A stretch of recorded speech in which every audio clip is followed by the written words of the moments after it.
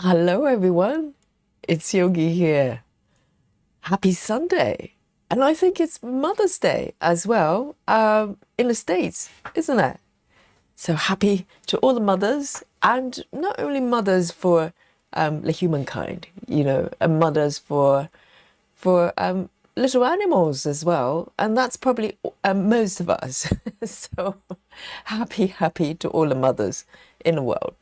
And this is a Sunday, peaceful Sunday, and I hope you're ready for a spot of stitching. And I certainly am. So today's whip of my choice is this little piece. I can't remember the last time I stitched it, worked on this one. I think it was probably during the our retreat week and our 14 count retreat week. And so it's been a little bit. Okay, and it's time to visit it. And I was quite excited to see this bit. I didn't remember what I was doing last session. And yes, it's looking quite exciting here. So I'm really looking forward to work on this piece. So if you don't know what this piece looks like, let me show you the markup here. Okay, let's start there. So this is a piece of artwork by an artist. I think it's Steve Reed. Hang on, it is Steve Reed. Help me out here. I think this is yes, I think this may be Steve Reed because I get mixed up with the Christmas House artist. This is Steve Reed. I think he was a British artist. I'm not sure whether it's still around. I have no idea. I couldn't find any sort of extensive information about him, but he's got a few pieces that have been turned into cross stitch pattern, and I absolutely love. And I was kind of drawn to them individually without knowing they're from the same artist, and that happens a lot with me, with John O'Brien, with Maggie and Max. They're from the same artist. I had no idea until recently. So this piece, look at this. This is a piece for craft room that we all dream of. And I think this person, the craft of the choice may be some sort of collage, you can see some rulers and maybe bits and pieces of maybe they're dry flowers or something, maybe some sort of, collage art, and also watercolor as well, and some ribbons and everything, all the bits and pieces in a room. And it's just so lovely, and it's got a view as well. And I really resonate with sort of craft room with a view, because where I am right now, in front of me is a large window overlooking my tiny little London patio. But it's a nice view, particularly on the sunny days, and recently it's been really nice. And there's a little kitty there as well. That's what I need. Maybe a little kitten sleeping by the window. And it's a whimsical view. And in terms of progress, here we are. Not bad, is it? A lot of my pieces, depends on how I stitch it. Sometimes you don't get to see the full picture. You just see the stitches flowing around, and hopefully at some point they're going to turn into something. But this one, because I started from the center, okay, this is the full piece here. I started from the center page by page, so you get to see more completed pictures as I move forward, which is quite nice as well. And so this piece, starting from the center, let me just show you the dimensions here. I have not showed this dimension for this piece very often. It's 400 by 2A6, so roughly 400 by 300 is landscape, and it's not a massive piece, but I'm working on this piece on 14 count, so physically it's not tiny, but it's very nice and easy, and building this beautiful picture of this room. Let's have a look at the stats here. So the last time, let's quickly erase the last time, okay? And in terms of progress, percentage-wise, 11.82. Not bad. I've gone over 10% and a little bit. So it's looking good. 2 digit is so much better than 1, isn't it? So, and just draw your attention to the bottom on the left side panel there. Floss, in terms of colors, solid colors, 52 colors, plus 3 blend colors. So this piece has got, 3 blend colors. I mean, it's quite well thought out as a chart. And also on top of that, look at this. It's got back stitch as well.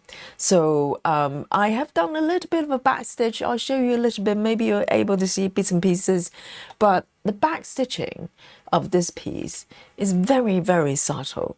Very, very subtle. This is not in your face, black outline kind of back stitching. And I know some of you may be slightly, are not the biggest fan of back stitching, but personally, I love back stitching. So for me, this chart has back stitching is a plus there. And I'll, we can go into a little bit more details here. But I would like to say hello to all of you. And once again, happy Mother's Day and happy Sunday. Isn't that great to be alive and be here and with all the stitches in all over the world from different time zones, and we're here to stitch together and chat and have fun. So let's have a look. Who have I got here with me in the chat here today? We have Rajal. Rajal says happy birthday, sorry, happy Mother's Day, and happy Stitching Sunday, and happy Mother's Day to you, and happy every day to you. Raja. And our Suzanne is also here and coming in with a different name from her, with a channel name, Spinning Yarns Design. So Suzanne is doing a lot of live streaming recently, so check out her channel as well. And we also have Maddie as well. Maddie is here ready. And I hope you're here right now, okay? And Daria is also here. Hello, hello. And happy Stitchy Day indeed. And Chivis, hello, great to see you. Welcome back. And Crafty Tabby Cat as well. Hello. And our lovely Susan is here waving. And Laura as well. Hello, hello. And Tracy is also here. Happy Mother's Day. And Randy, Randy, it's been a little bit. I haven't seen you. Where have you been? I hope you're well. Waving to the chat. And Mauja as well. Hello, hello. And our lovely Michelle is also here waving with both hands and waving back at you. And Amanda, hello. Great to see you. Welcome back. And Kaza as well. Kaza says, it's been a little while. I've been able to join the live stream. Welcome back, Kaza. And let's have a look. Cassie Hapler is also here, and Dominique waving with both hands. Hello, hello. And is it Dana? Dana says hello as well. And Samantha, happy Mother's Day from Samantha. And also Busy Mum is also here as well. And today, let's have a look. It's Sunday, isn't it? So Busy Mum, hopefully not too busy, and is able to be here and join us. And Suki is also here as well, nice and early today. And let's have a look. Grace, hello Grace, great to see you. Grace Houston. And Kat Government Government from Canada. Hello, hello. And I nearly fell over just saying that. And Shelley Lulu is here. Welcome back. And Badil as well. Great to see you. And Barlow the Bunny. Okay. Every time I see this name, I just see Gary Barlow's face right in front of me. And I hope he's doing well. I hope he's doing well. And I hope you are doing well as well, Barlow. And, Kristen, hello. Great to see you. And, Amanga, I nearly said Amanda. And let's have a look. And Pemi as well, welcome back. Great to see you. And Sidri as well. Oh, Sidri yesterday. Oh, seriously, I think Sidri is here just on a mission to to correct my stitches, okay? I'm ready, Sidri. I'm not going to make any mistakes today. You watch, okay? And Chrissy has just joined us as well. Right, let's get on with a bit of stitching. And I can't wait to chat with all of you guys. And let me know what you're working on today in this beautiful Sunday. And today, as I said on the title, It's parking free day. So guys, if you're allergic to part threads, you're in luck. Today, not a single strand of part thread visible, okay? Today is parking free. Free parking, well, that means something else. But no parking today, no parking today. So what I'm going to do, my plan today is to focus on this area. You know, this is quite obvious. And this is the area I was working on last time. And I am going to follow the method I stitched last time. I think I did minimum to max. And the great thing about that is, from the look of it, I have progressed a little bit. So I have taken care of all the, you know, little ninja stitches, loose stitches from the minimum number of stitches. So I have no idea what number of stitches I'm on next, but I'm hoping it's gonna, you know, it's going to be quite high, I think. Let me double check my thread list here. And yes, of course, I need to turn on my little highlight box here. Yes, this is where I was last time. Let me lock it and check my list one more time. So I'm currently, oh guys, look at this. Look at this. Today I'm going to fly, okay? So the next color, the color I'm going to be working on first, it's got 17 stitches, but look at the one next to it, below, 3371. Check out the number of stitches, 72, and from there on, it goes up and up, up to 100 something, you know, so this is, yes, it's flying time. So this method, you know, from minimum to max, and very often in the beginning, it takes most time really, taking care of loose stitches here and there. But once you're there, you know, it's like flying. It's like flying when you build up a lot of stitches. So I'm ready. And this is 14 count Ada. It's got slight blue tint. Okay, and the whole thing that you're looking at came as a kit from a company called Max Stitch Design. It's a nice company. They do cross stitching kits, and you know, I've got 4 kits from them actually, and they're very nice. Very kindly provided me the PDF version as well. So if you just buy the kit on their own, they come with paper charts. And that reminds me, guys, you already know, right? We're having paper chart challenge, 10-day challenge, you know, in a couple of weeks. And of course, next week, next Saturday, we are doing a marathon. So for those of you who have been away for a little bit, to catch up, okay? A lot going on in May. So stay tuned, and also be prepared and to join us. So let me just zoom in this bit, and let me bring up my thread list here. So I am going to go in order, of course. So the next one, this one I'm about to stitch, is 152 and 17 stitches. Let's go. And this bit is quite colorful. There are some lighter colors, quite a lot of white from the look of it, but not for a little bit. So I'm going to start with 152, and I'm stitching with 2 strands and Egyptian cotton as well. So this is the floss that came with the kits with this company. So, and if you're interested in buying any of their kits, if you look up Max Stitch Design, they if you ask them to send you a PDF, they would. So they're very good with that. So let me just arrange my needle mitre here. Today is the kitty day, and so let's have a look. Oh, interesting.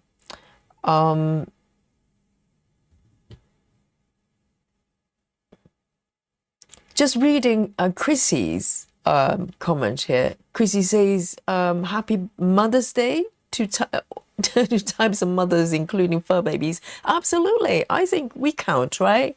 And not, not just human baby counts. All the furry babies count as well.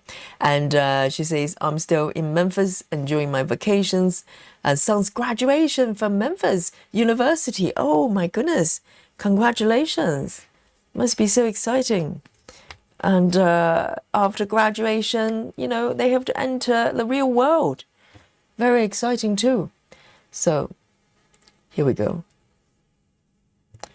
I remember when I finished college, I just could not wait to start working, because I was working when I was a student anyway. I started taking on part-time work as a designer.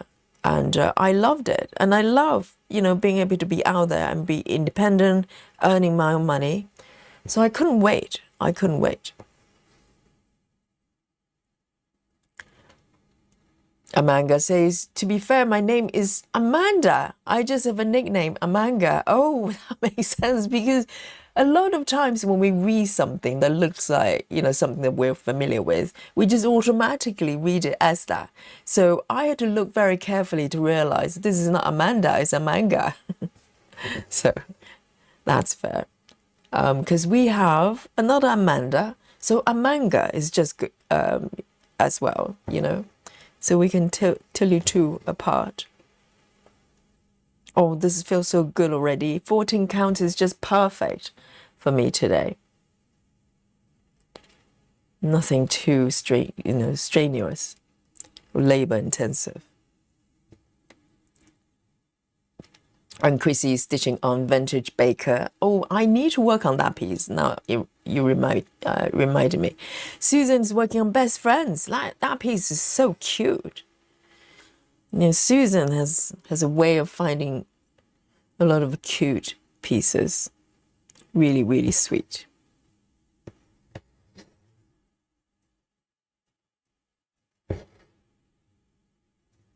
Let's have a look.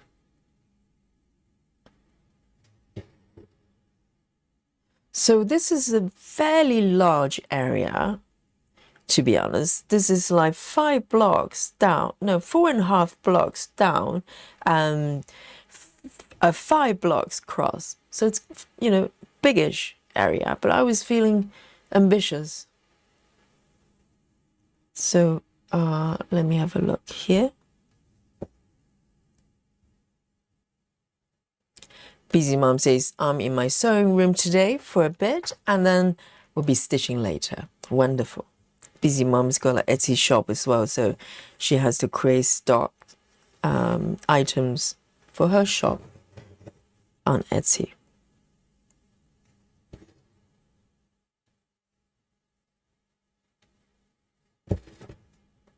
This pink is really nice.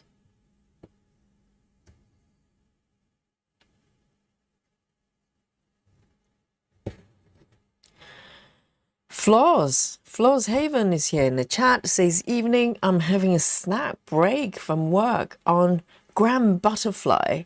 I'm working on Grand Butterfly ball and eating vegetables, potato chips. Yes, that counts. Yes. Yes, we had some debate on, you know, whether potatoes count as veggies. And yes, and Floss is having her 5 a day through potato chips. Lots of fiber, lots of fiber.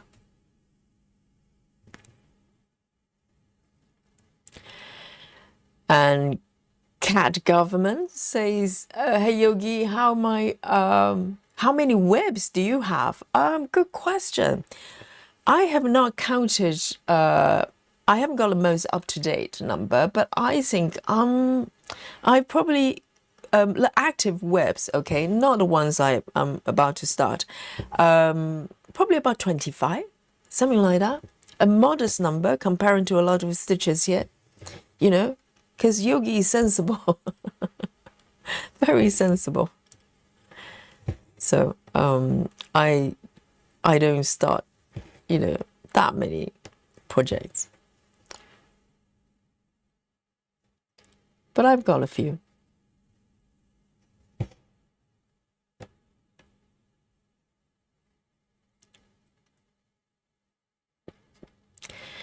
And Kezat says, for once, I came in through the front door. Oh, angel of Ladeep. Parking scares me. how do people not get their threads confused? No, well, I think it's perfectly fine if you have if you're tracking with an app. Without the app, maybe it's a little bit more tricky, but I'm sure it has been done before. You know, as we about to find out with our 10-day paper only challenge, and you know, I'm sure at some point I would be parking while working with paper charts as well, and we will find out whether it's going to be manners or maybe, you know, it's totally doable. But today for me is, you know, parking free day, no strings attached.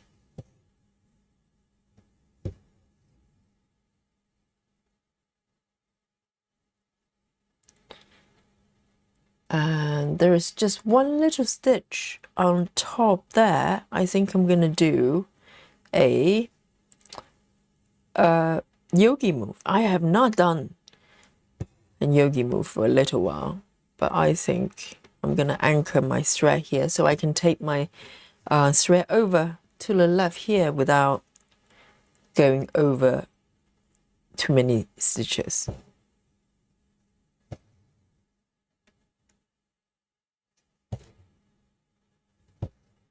Right. That's looking really pretty though.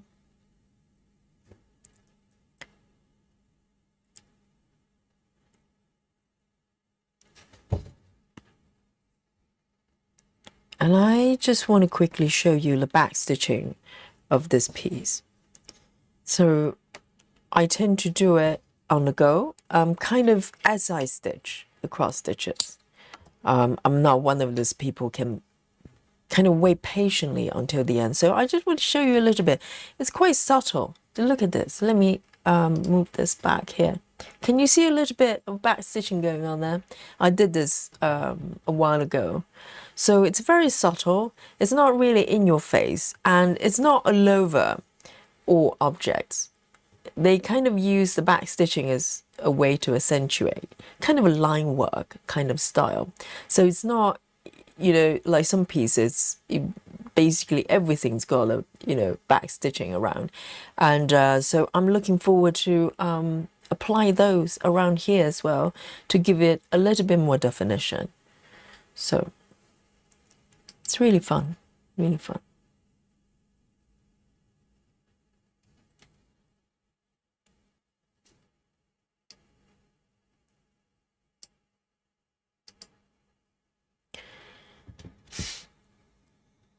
Badell says, tonight I'm knitting.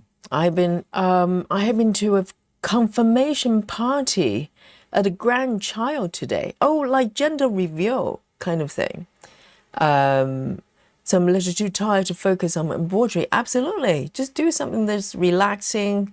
Just join in the chat. Absolutely. And congratulations, by the way. All right, I'm going to take, I still have 5 more stitches of this color.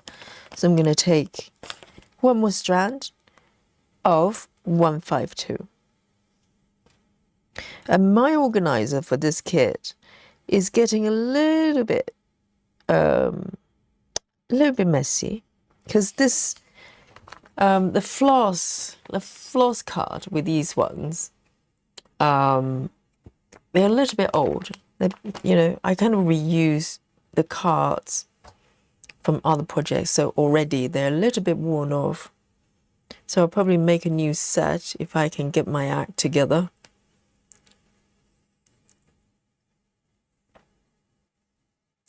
Laura says, I just started my new Stitches So Beautiful pattern. Childhood dreams. I'll start a different new one for the marathon. Oh, Laura is getting ambitious. Yes, I do remember you got this one. I thought you were going to stitch one for the marathon. So I'd love to find out which one you're going to stitch next week for a marathon.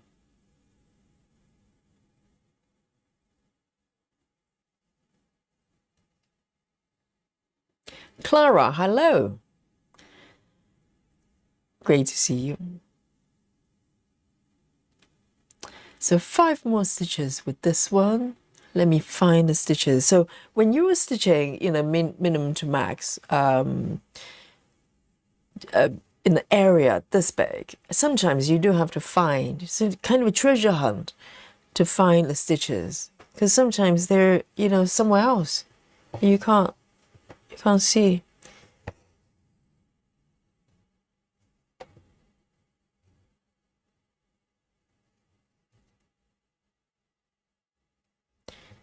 So there are 5 more stitches in this area. It's so nice to stitch this Ada though. I do love Ada. It just feels so robust. It's so solid.3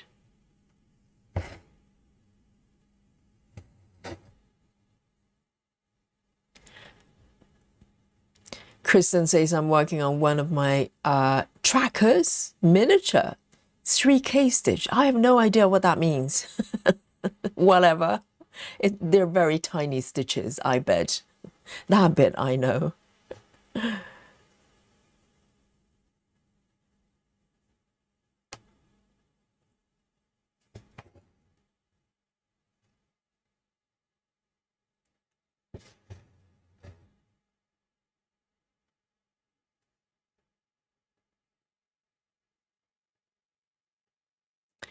And Clara's going to work on the sun from the Hazel. I think that piece is going to be so pretty once it's finished, but I think it's probably, you know, it's going to be a little bit brutal because it looks quite confetti and all the colors. Maybe a little bit of air stitching-ish. It's just a very kind of quite beautiful but very subtle piece to work on. A lot going on there.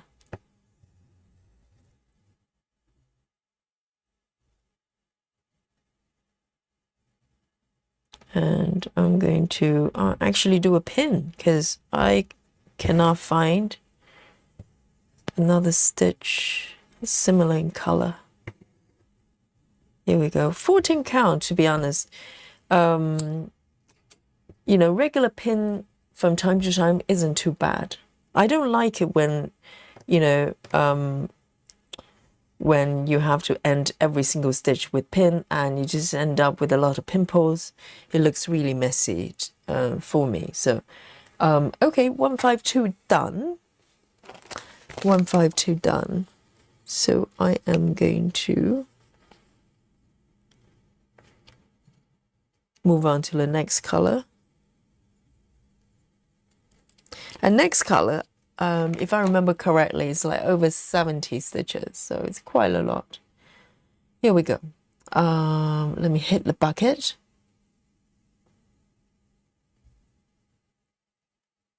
Next one. Oh my goodness, 72 stitches of 3371. Really strong color as well. It's really nice. 3371, I think, is a dark brown. 3371, indeed. Really dark brown. So I am going to take 2 pieces to make them a little bit longer. Because normally I fold a single strand in half, but I've got 72 stitches to do. And this thread is quite nice because this thread doesn't fray easily at all. Because sometimes when you have very long thread, the friction is going to cause the thread to weaken and sometimes fray or snap. But this one, the thread that comes with a kit, they're quite strong. So I will be okay. So I'm going to stack 2 strands together to make a longer piece. Hi, Lynn. Lynn says, hi, Yogi, and all the stitches. Sorry, I'm late watching Komari. Not again, Lynn. Lynn is cheating on me with watching Komari. Lynn, can you choose a different time to watch Komari, please? It really hurts my feelings. Lynn is always, late to the stream and go, hey, sorry I'm late. I've been watching Komari. Oh, seriously. Oh, the things I have to put up with. Good to see you. And Michelle is working on Ethereal Love by Adrian Aya. Oh, beautiful. Yes, I do love her work, actually. It's just something very, very peaceful about it. And I wonder if every single piece that she has created has a heart shape. It just seems like it's her thing to create heart shapes.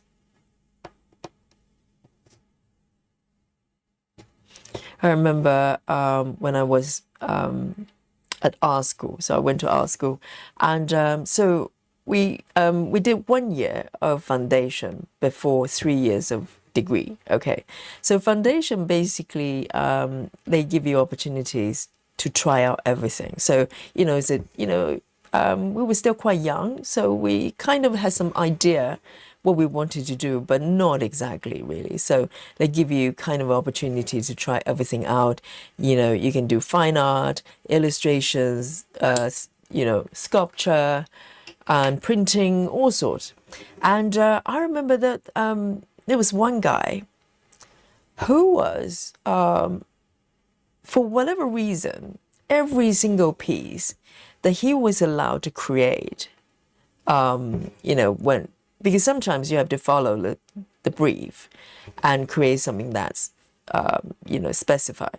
But a lot of times, every waking hour that he had, that he was able to create his own artwork, he would paint his own face.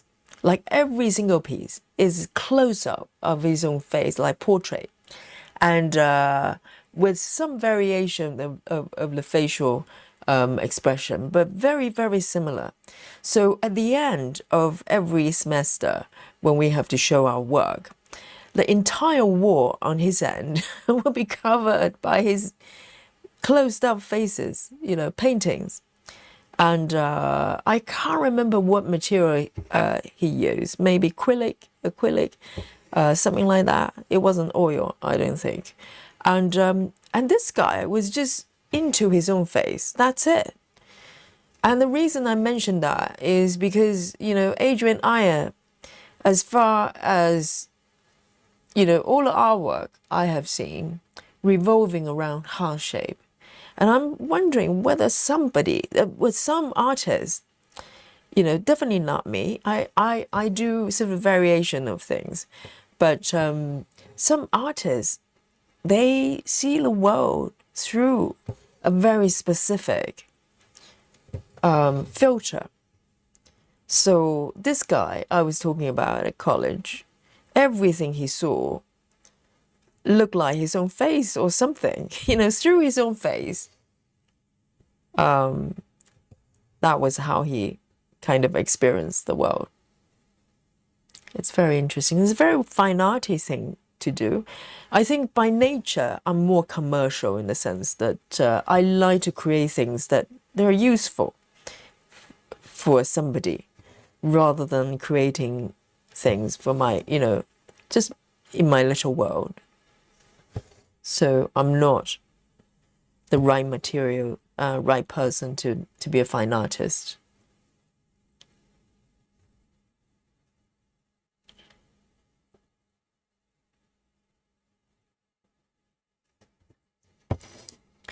Kazat says, I think I have 6 active whip and that's enough for me. Well, that's what they all say, Kazat, when they come to the chat. Some of them go, well, I have 1 and I'm very happy with that. This is my focus. I don't think I need to start another one. And you check with them about a week later. They go, well, I just saw this beautiful pattern. I really want to, I really want it in my life. and lo and behold, within a month, it's doubled and tripled. So you never know. 2 stitches here.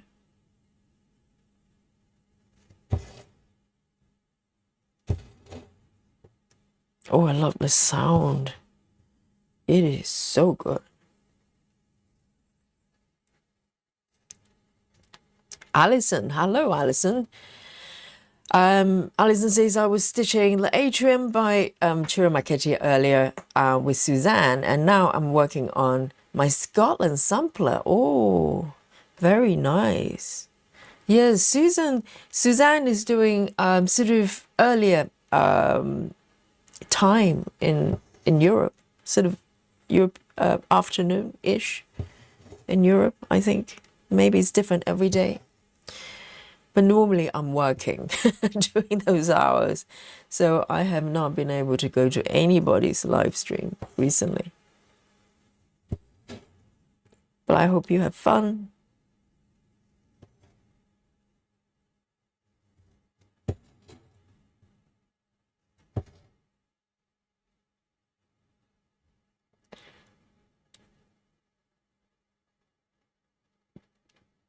Flaw says, I like when they incorporate backstitching on full coverage pieces. I know.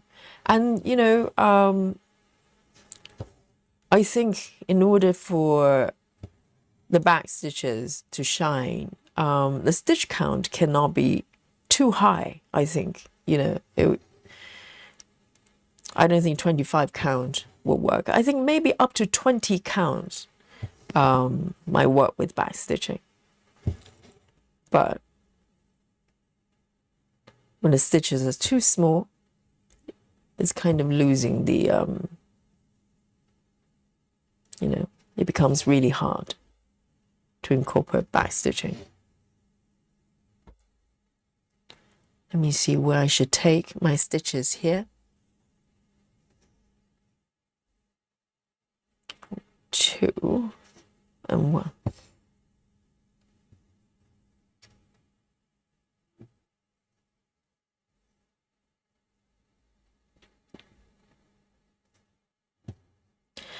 And Cat Government says, I'm working on a stitch in time ornament from Haid as a birthday long weekend start. Oh.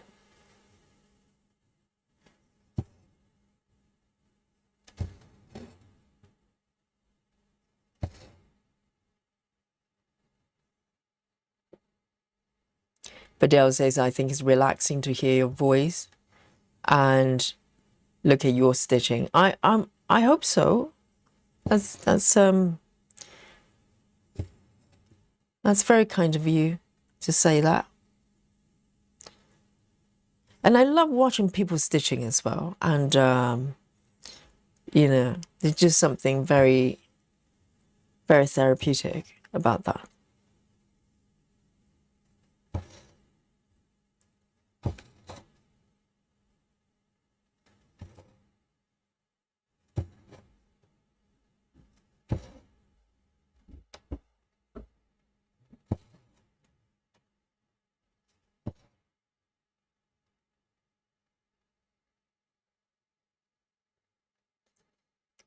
Grace says, Yogi, love to see Dolly in action today. She's so cute. I know, Grace, I know. She's so adorable, isn't she? And thank you, Grace. Yes, today I posted a clip of Dolly sleeping this morning. She's like this every day. She's so laid back. And she's purring all day long, all the time. And she's just a very happy, very, you know, content.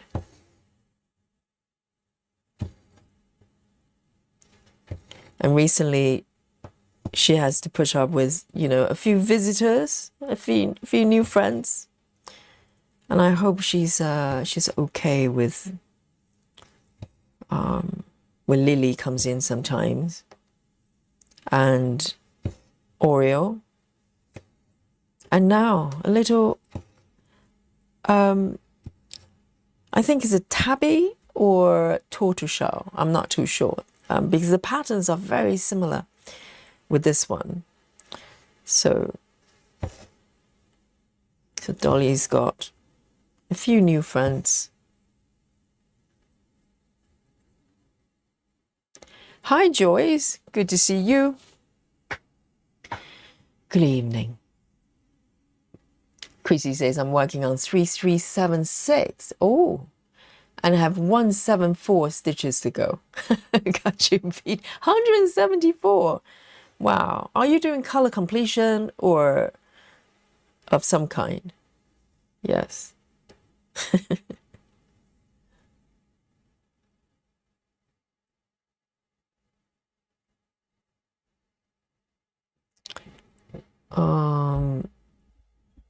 Let me double check this one.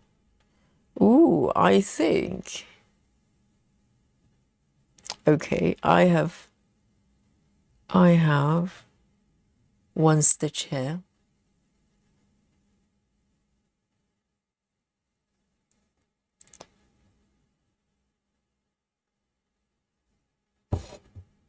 It's all good. For a moment I thought maybe I made a mistake, but no.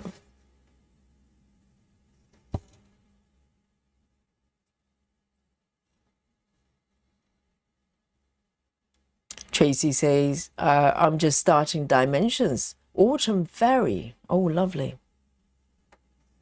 I'd love to see what that looks like.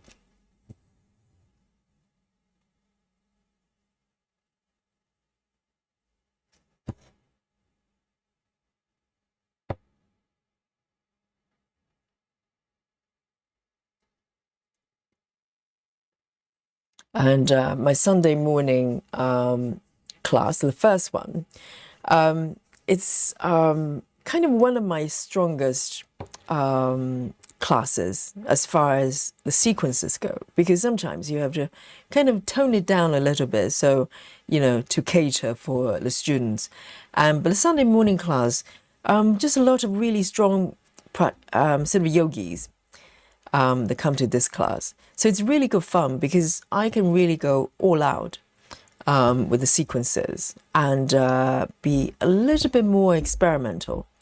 And but so it's a really popular class, and most of the times it's overbooked. So I've been receiving sort of a little bit of complaints recently, the recent few weeks, because it's quite tricky when you start the class and kind of trying to determine how much time you allow people to be a little bit late, right?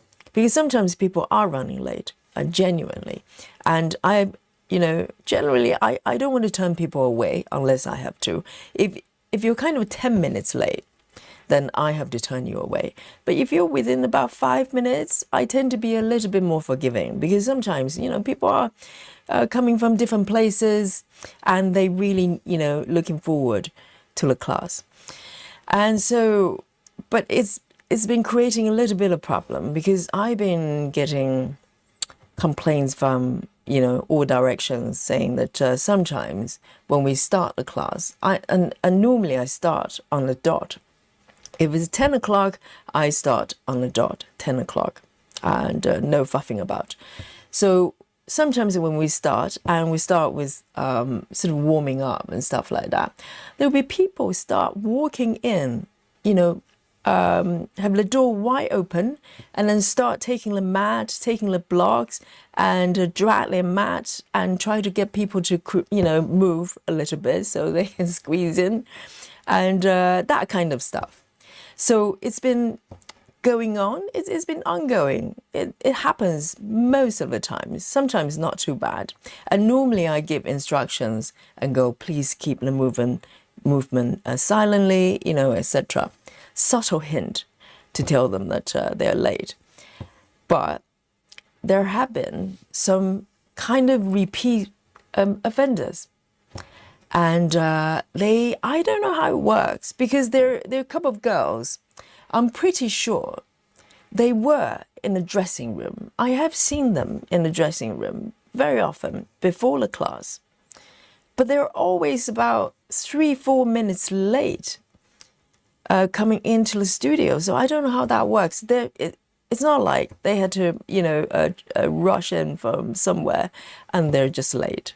No, they're in the dressing room, but they just, take their time to come into the studio, and they make all sorts of noises. So I've been having complaints. So from this morning, I decided to basically, attempt to turn people away if they're late for like 1 or 2 minutes.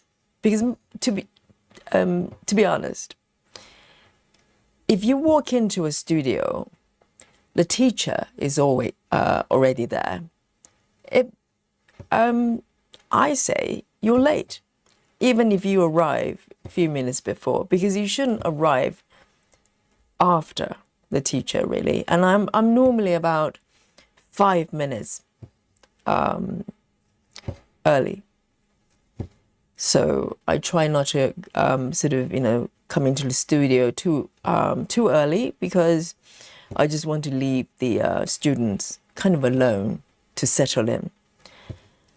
And but these girls, most of them, the repeat offenders, they're all girls, and they would just take their time, when everybody settled down, have their mat already laid out, have their own spot, and they will come in and try to squeeze in between. So you have these, few people in a very awkward position.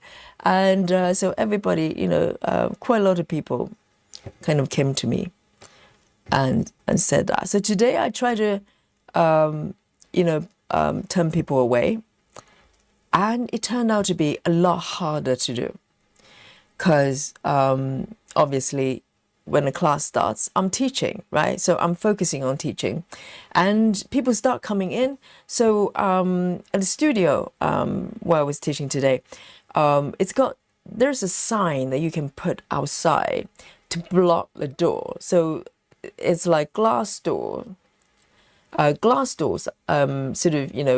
people can look in and you can look out, but you can place a sign that's basically say you're late outside where you open the door, the handles.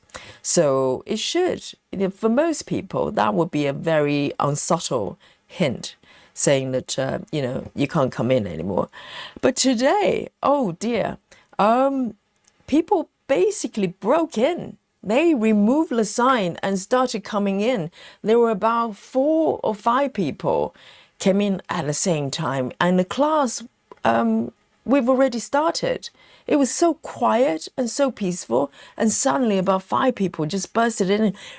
They moved the sign away, opened the door and just broke in.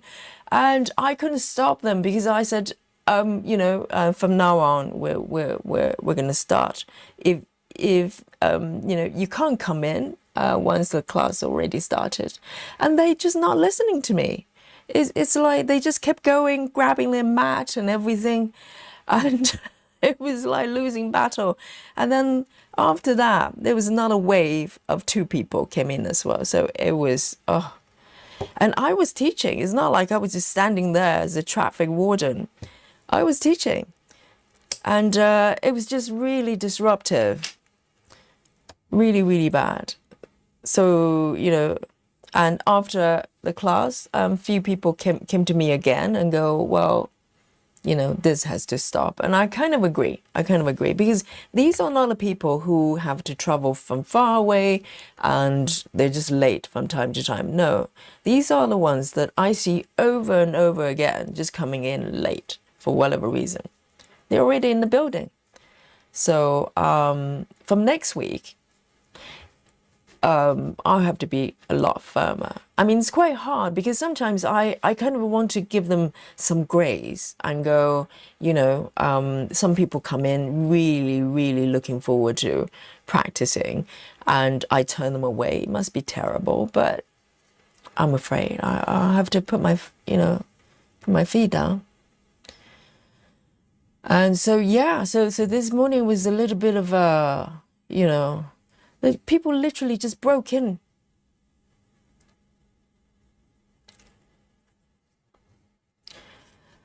And Lynn says, I love you best, Yogi. Oh, thank you, Lynn.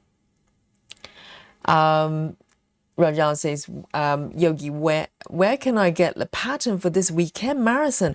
Oh, any pattern you like from Stitches So Beautiful. So for those of you who don't know what is going to happen next Saturday, okay, we're going to do a marathon. If you're new to the channel, this is what we do. Occasionally, we do a 10-hour, 11-hour marathon. And so this is going to take place on Saturday, UK time, and roughly around 1 or 2 o'clock p.m. UK time. So you have to do the conversion. And the theme, the only theme we have, you don't have to stitch the same pattern as me, but we are stitching Stitches So Beautiful pattern. So Stitches So Beautiful is a company. They do patterns, no affiliations, okay, nothing to do with me. You know, it just so happened that I found a pattern I really like from them. And so, you know, they've got some beautiful patterns. So I thought, why not? That we kind of celebrate their beautiful patterns by doing a marathon. Stitching with the pattern. So Rajal, the only kind of rule that we have, quote unquote rules, is Stitches So Beautiful. That's it. And you can pick any pattern from them. They have very, very, very wide range of styles that you can choose from. And this is what we're doing this Saturday, this coming Saturday.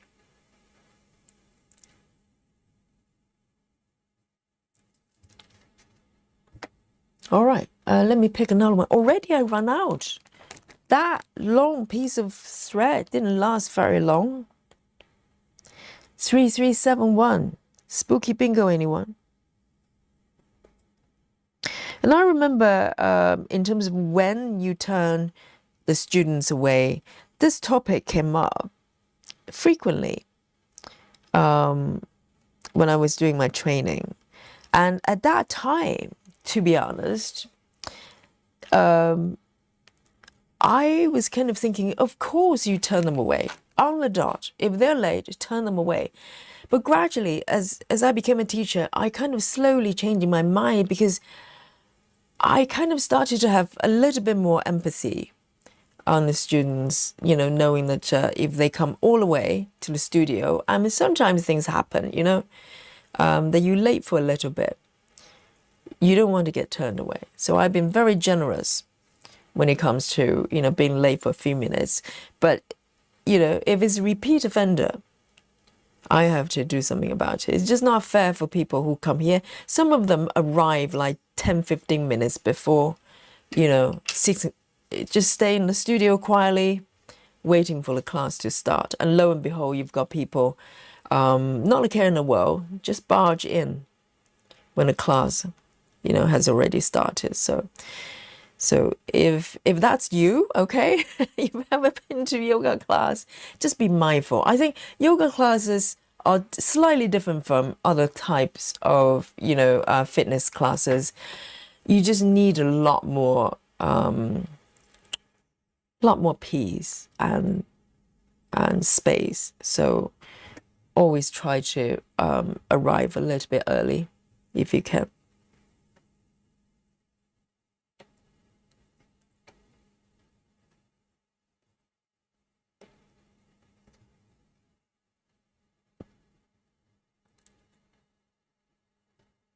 Oh, Kaza says, you say that to me every time, but I'm not given in yet. Oh, I see. So this is the battle of will between Kaza and me. Is it? It's like, who's going to blink first? I think it's you. I think. No, I'm kidding. If you're happy with 6 webs, you know, just be happy stitching them. It's quite okay. You don't have to join us, you know, with the Stitches So Beautiful marathon. Okay, Kaza? I won't take it personally.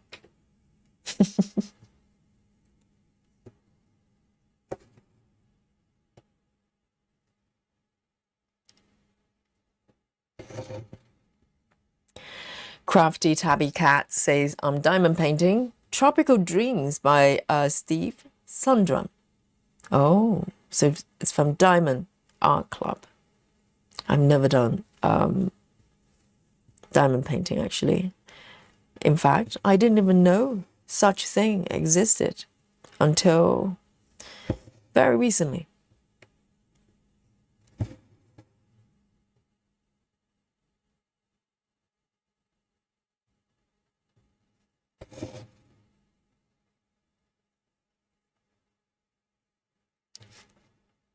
Suzanne says you might have to play hooky one day and join us. Well, I wish I could, because, you know, those hours I'm working. And also Ellen's streams as well. Ellen's stream is when I'm not able to stream myself. So I'm working as well or doing something else. I know. I'd love to join you. The time is not on my side. Ooh, there's a little nut. Little nut.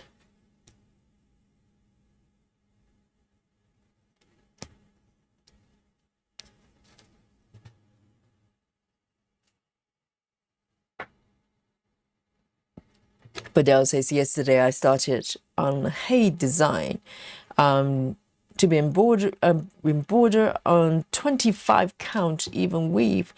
I probably need to buy a magnifying glass to wear over my regular glasses. Yes, have you tested it? Have you tested whether your eyes are going to be happy? Because, you know, you never know. And just be sure that if it doesn't feel good, you know, don't force it, because your eyesight is a lot more important than 25 counts.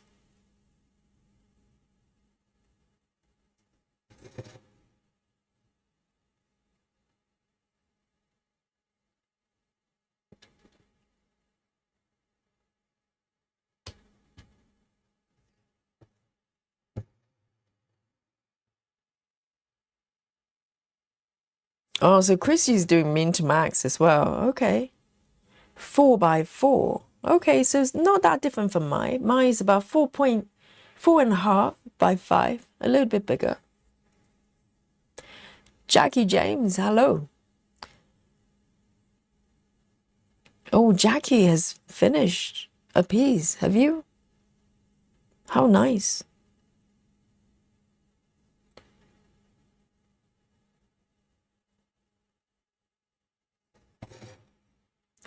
I'm falling off the screen because the area is so big.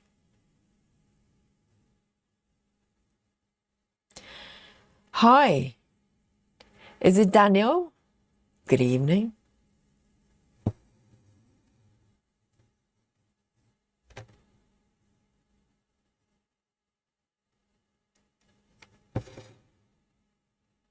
Yes, I think Halloween, midway to Halloween was mentioned yesterday. And also we've been talking about maybe doing Christmas in July. We could, couldn't we? And, you know, some of you might decide to stitch a Christmas piece from July all the way to December. That's a choice too. Or maybe just July. So it'll be quite fun, wouldn't it?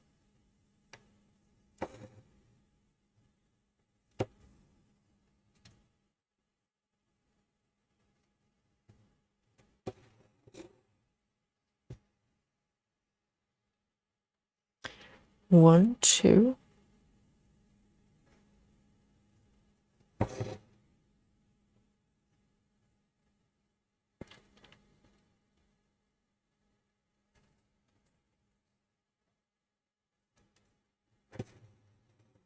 Chivis says, lock the door as soon as the class is about to start. Well, I wish there was a lock. I think if there's a lock on the door, it would have been a lot easier, but there isn't. So the door can be closed, and then there's a sign outside which you could bring just to, in front of the door to block the entry, but it just didn't work. These people just go, whoa, why is this sign sitting here? Let me remove it and just break in.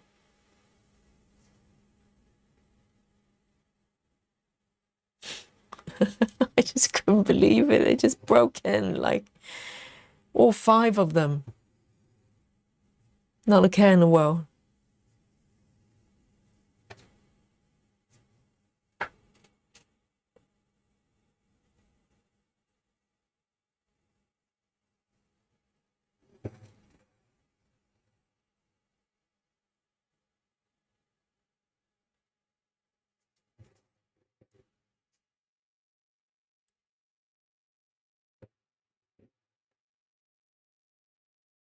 Oh, Alison says, I also be locking the door.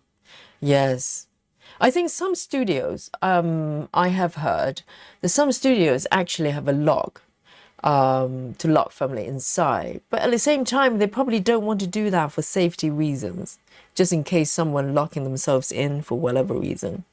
So generally, there's no lock at all for the door. But you kind of just expect people to, respect the sign. Clearly, it's not working. Or people don't read. They just think, oh, what is this thing doing here?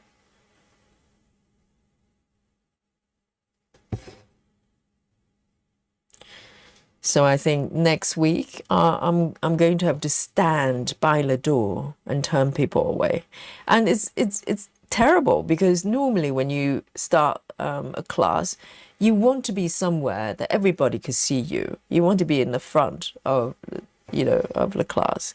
If I have to stand behind them to block the door because the door is on the other side of the studio, that's not ideal.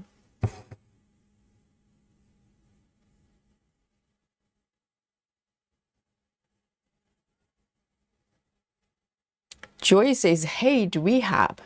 What is that about? Is that where you are? Are you having a rehab?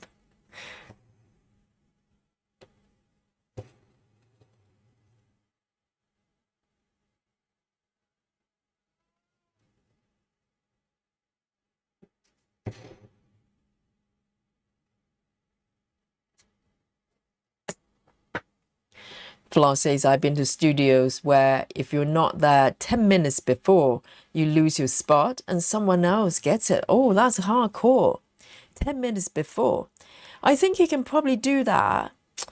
I'm not even sure I would do that even with a kind of, workshop. Because workshop, you do need people to be there on time, for sure. But that's pretty hardcore. That's probably a good policy. But I think quite a lot of studios, they don't want to be so strict, just in case the members kind of get pissed off and go, well, that's just too harsh. Because to be honest, things could happen. Sometimes traffic, sometimes the work is running a little bit late.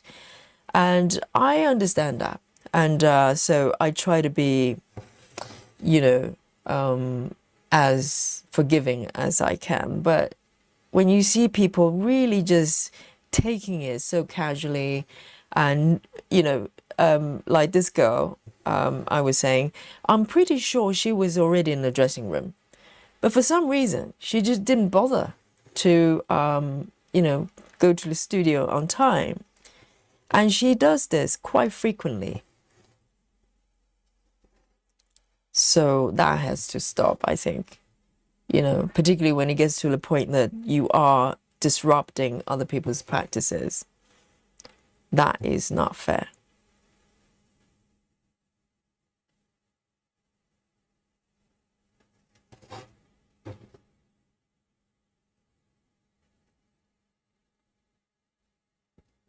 Susan say, I'm going to bust in the door next Saturday. As I can't buy from Stitches So Beautiful. Oh, really? Why can't you buy from Stitches So Beautiful? Why is that? Are you banned? Have you done something? They banned you.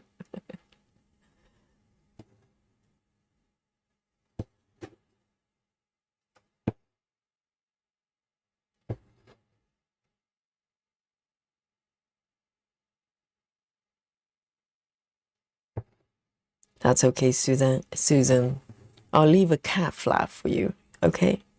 On Saturday.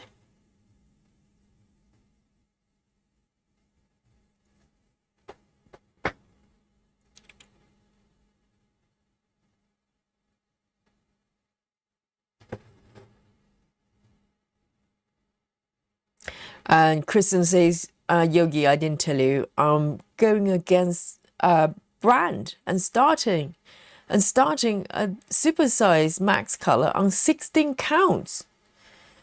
Which piece? What? So the princess of the tiny stitches is doing 16 count. What is happening, Kristen?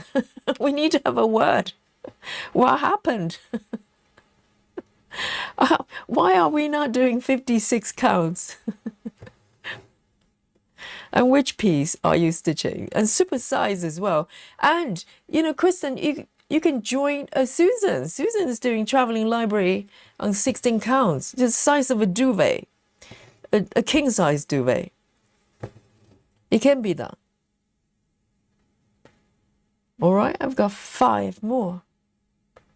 There's 1, and then 4 over there. Okay.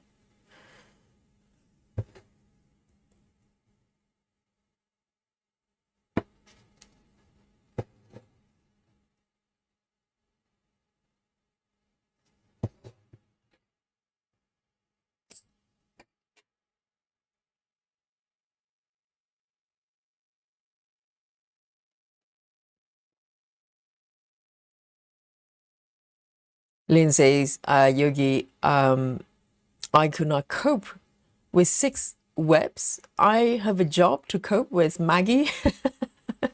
It's like a full-time job just stitching Maggie, is it? That's fair enough. And Maggie's worth it.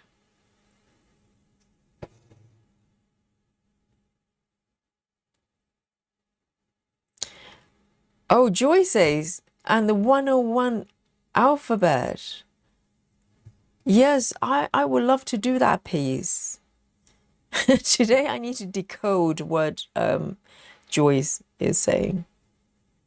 It's a secret code.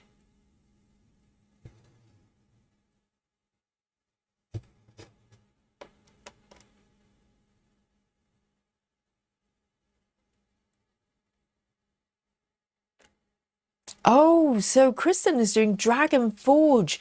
I think I know which one that is. Is it really colorful? Really colorful, and it's got dragons. Clearly, I'm not sure if it's.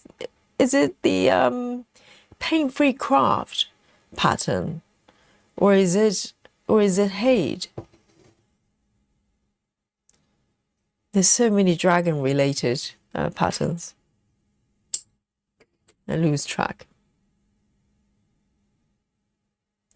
All right, four more here on the top. Maybe I can zoom out a little bit so you can see the whole lot. That's better.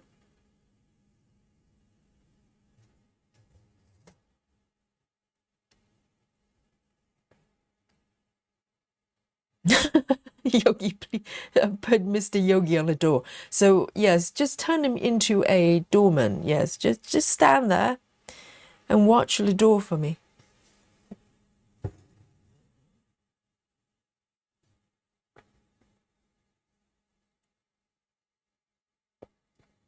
Laura says, hi, Lily. Did you hear it? I know.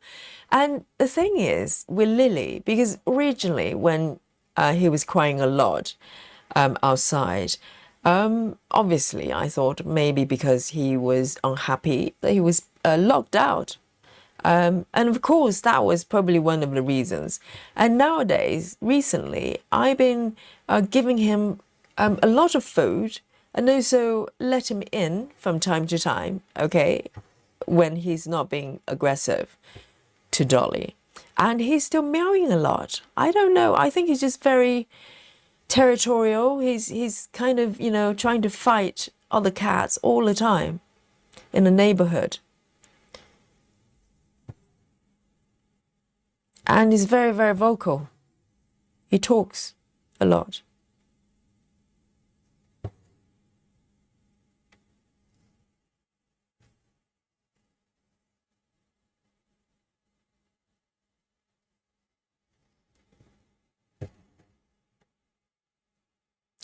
Susan says, I can't watch you and use a PDF.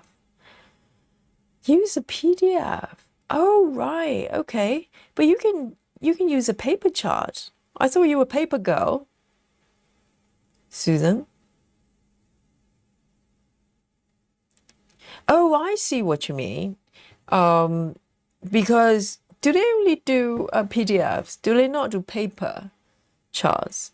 And also, you can just get PDF and just print out the pages, can't you?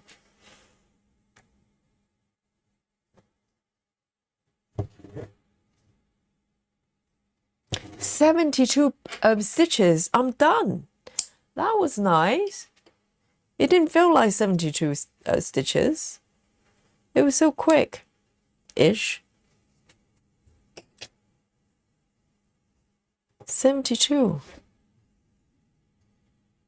It doesn't look like that many. Yeah. But it's done. 3371.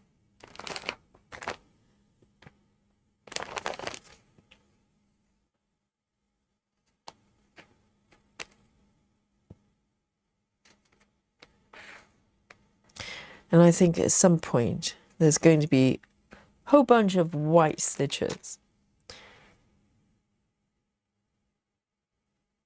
Okay, next one. Not too bad. A44. A44, 74 stitches. Woo.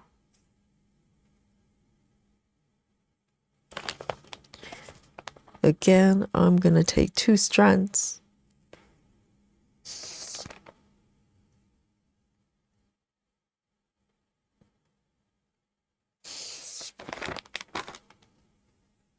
Hi, Lefty.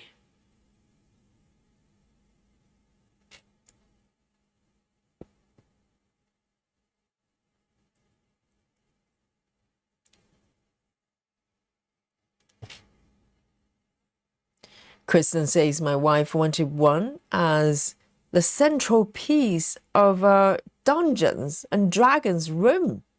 Will we play every week? Kristen, all the secrets are coming out. Kristen has a Dungeons and Dragons room. I hope it's not innuendo of something else. Like a torture chamber in the basement. Too much information, Kristen. This is a family show, okay? Let's keep it that way. Yes, and the centerpiece.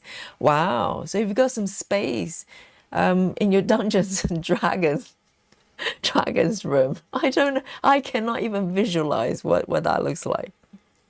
What do you do in there? Okay, don't tell me, okay? Maybe I don't want to know.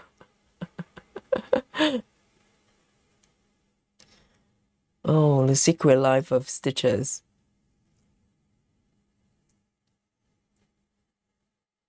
Oh, Joy says, you mentioned the rosewood manor pattern yesterday. I did, Joyce. And what about that? Have you got some advice for me on how to approach that piece? Because I'm still not totally, haven't totally decided what fabric I'm going to be doing. But I love that piece so much. And the pattern has been sitting there for God knows for how long. It's about time that I do something about it. It's a beautiful, beautiful piece. Let me see. That way.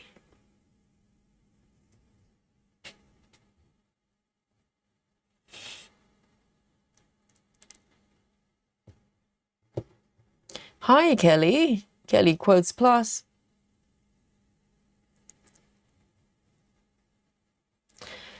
And Susan says, I tried that. Oh, as in printing out the patterns, the PDF pages. Susan says, I tried out with Traveling Library. The only printer I've got access is local library. The quality is really poor. I remember that. I remember that. So they have not fixed the printer, seriously. So it wasn't like the toner was running out or something like that. Normally they can fix it. But that's fair enough. If a local library only has one printer and is broken, there's nothing you can do.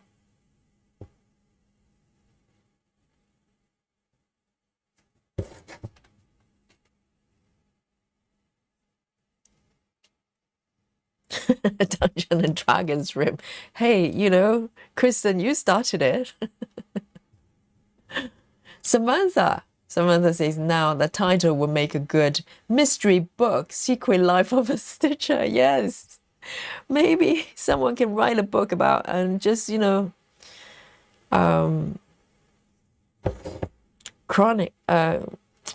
basically go through everybody's secret life as a stitcher. Because, you know, normally when we meet here, we just assume that everybody's just stitching all day long. But no, we do other things. And sometimes very interesting things. Like Kristen's situation.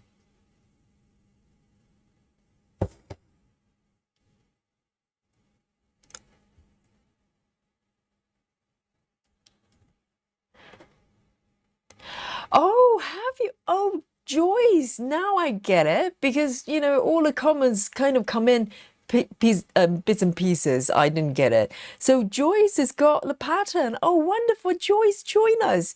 Me and Nikki and Joyce, the golden triangle, the golden trinity, the three musketeers.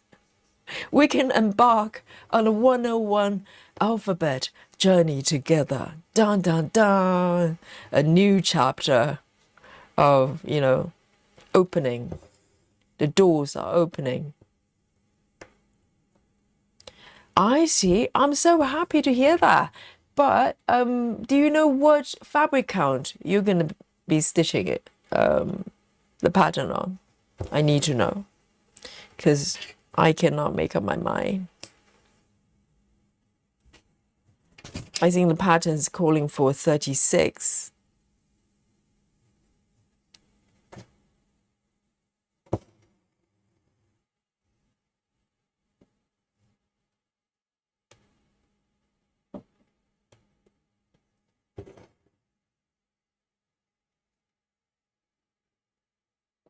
Joyce says, are there other things besides stitching? Yes. Dungeons and Dragons, apparently.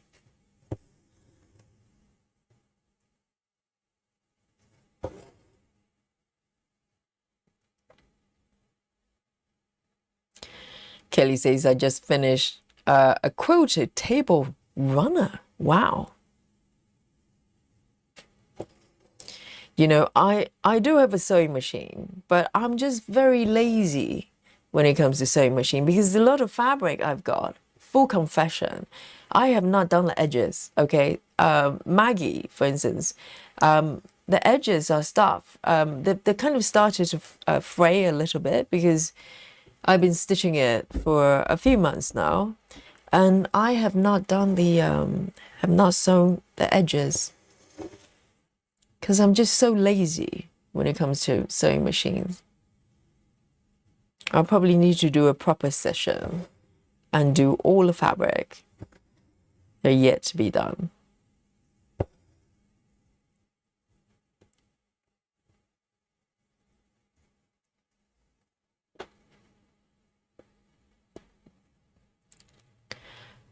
And Joy says, I see it as a chance to learn old school stitching. I need all the help I can get. Yes, I know, it's beautiful, so intricate, isn't it? And it's got sort of different combination of stitches, big and small and anything in between. I know. And have you decided on the fabric count? Are you going to follow the instruction?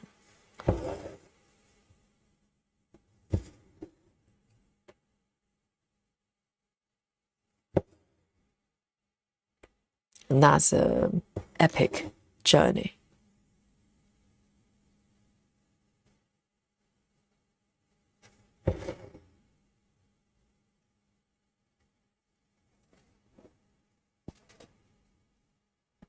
Laura says, I told Hobby I'm going to get 101 alphabets, maybe for Christmas, but he doubts I can wait that long. No, Laura, you can't, because you're going to get the pattern and we're going to start together. Now it's 4. Now it's, now it's like a tabletop, like 4 legs. Yes, just get it.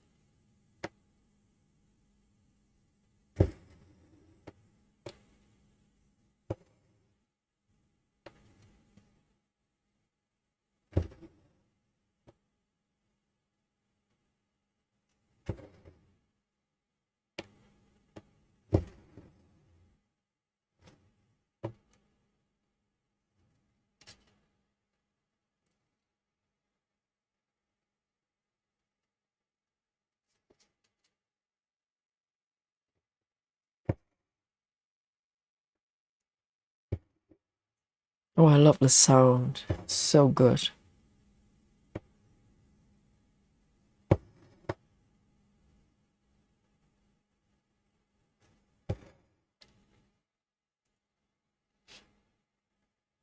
Kristen says, the funny part is now I'm imagining my group of 8 highly nerdy individuals who play this game, where you're doing collaborative storytelling. It's kind of a dungeon. Is that what you're doing? So, Dungeons and Dragons. I don't know. I'm very unfamiliar with with with the whole theme. Is it some sort of role-playing games? I know role-playing games in the kind of computer game terms, but I've never played the real role-playing games. I think that's how people used to play before role-playing games became like a computer game thing. I don't know.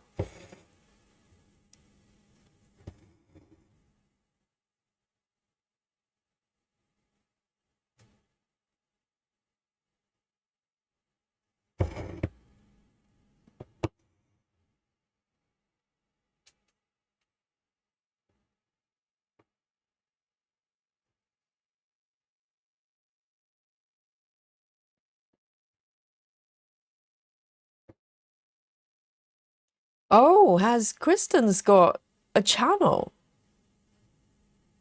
about Dungeons and Dragons? Serious?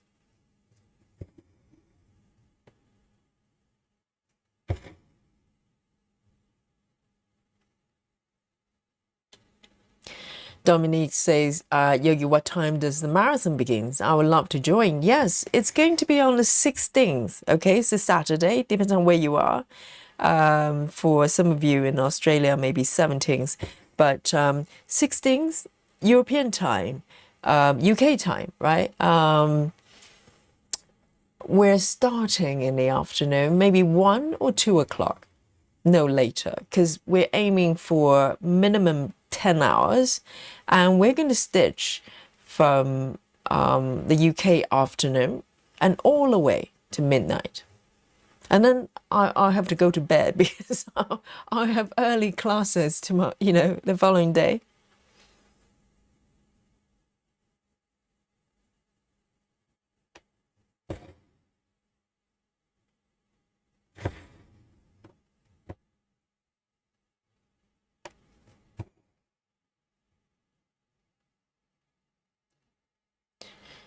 So you have to do the conversion of the time. Just search for UK time, 1 p.m. or 2 p.m. And I'll put out the schedule as soon as I can.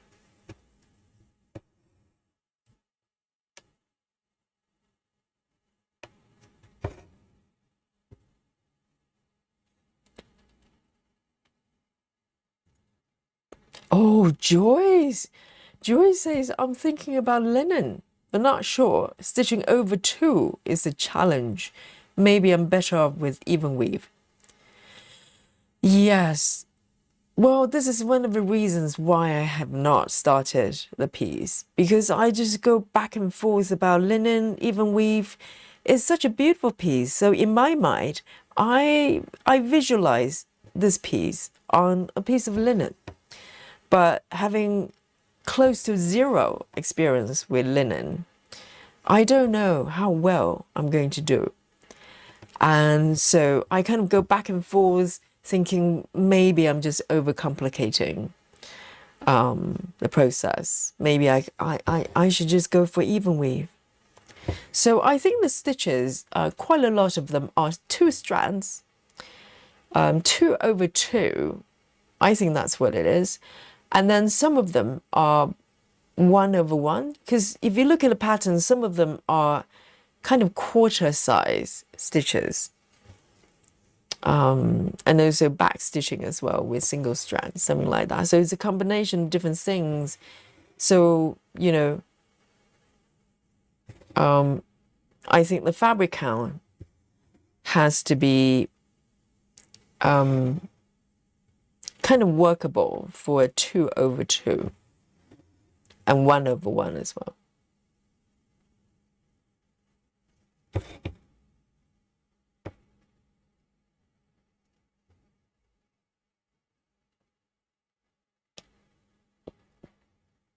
Kelly says it's a Victoria Day, long weekend in Canada next week. Probably gardening would take place with stitching too.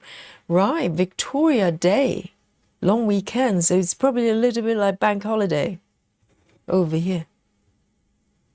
And just a nice excuse for, you know, extra time off, day off.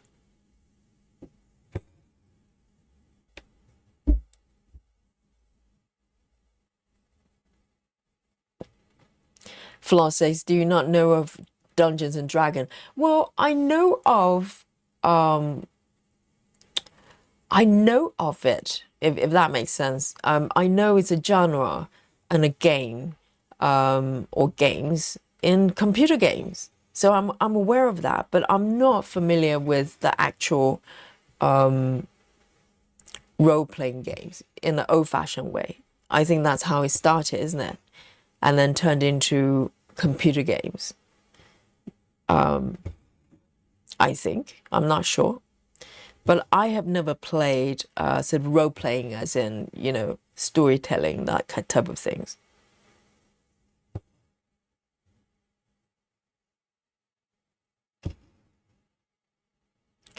Kristen, maybe I'm just not nerdy enough. I pride myself as a nerd.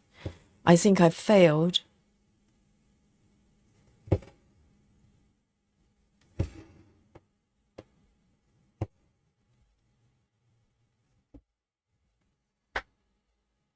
I know flaws. I've let you down, haven't I? I know.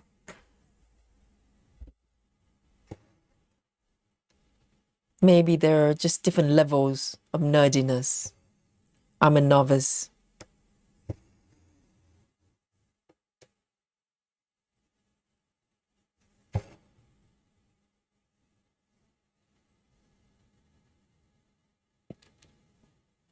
Oh, Kristen's got a stitching channel, not a Dungeon and Dragon channel. I was about to check it out. Oh, have you got... So Kristen's floss tuber as well. I lose count. You probably have told me before. I'm so sorry. But yes, wonderful. So you know, the Princess of Tiny Stitches has got a floss tube channel as well. So check it out, everybody.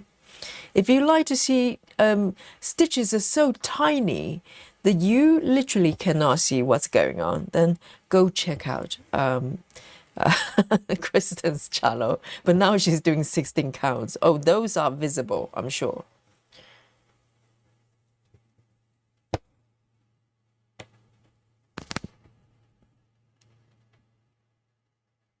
Floss, I'm so sorry. I let you down.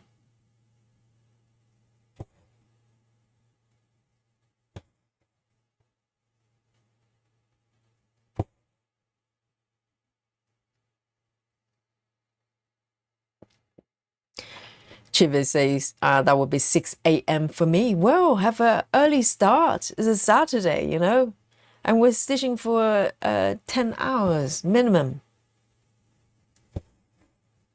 And it's going to be fun. And you can, you know, you can take a nap in between. You can have a nap break, loo break, and whatever break.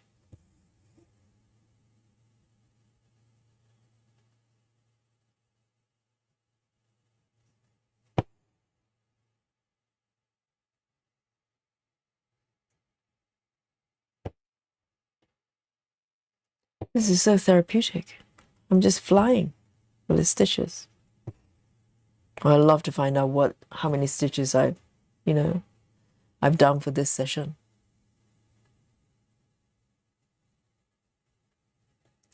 Dominique says, okay, so morning coffee with Yogi. Yes, with Yogi and all the stitches from all over the world. How nice is that?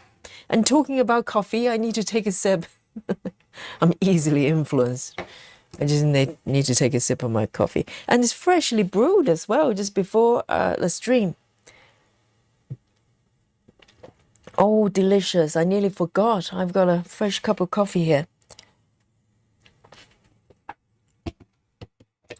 Joy says, I do think the 101 ABCs look beautiful on linen. I'll study the pattern first. Yes.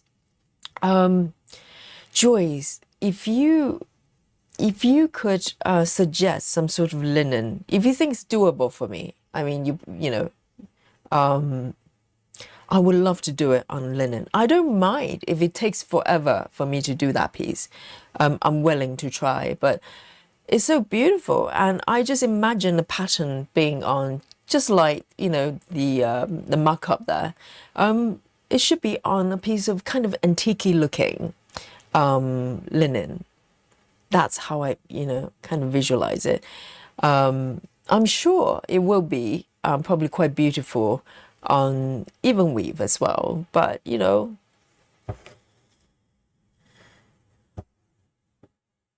not quite the same.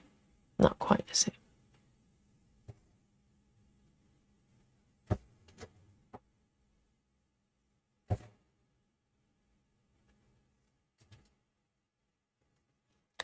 And if it was up to Laura is probably going to do 101 alphabet on a 9 count, a 9 count fabric.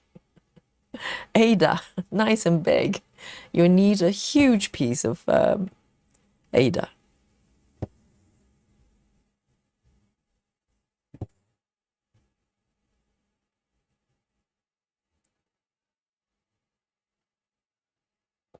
Flo says, I don't think stitching on linen is more difficult than even weave, especially when doing over 2. Working on linen is my favorite, really. But that's probably because Floss has worked on a lot of projects on linen. Hello, Lily. You're a little bit loud. Can you, keep it a little bit quiet? Mummy's streaming. And Lily's, has supper just before the stream, so she's not, he's not hungry. Hang on, let me just go have a check. Maybe he wants to go out from the front window. I'll be right back.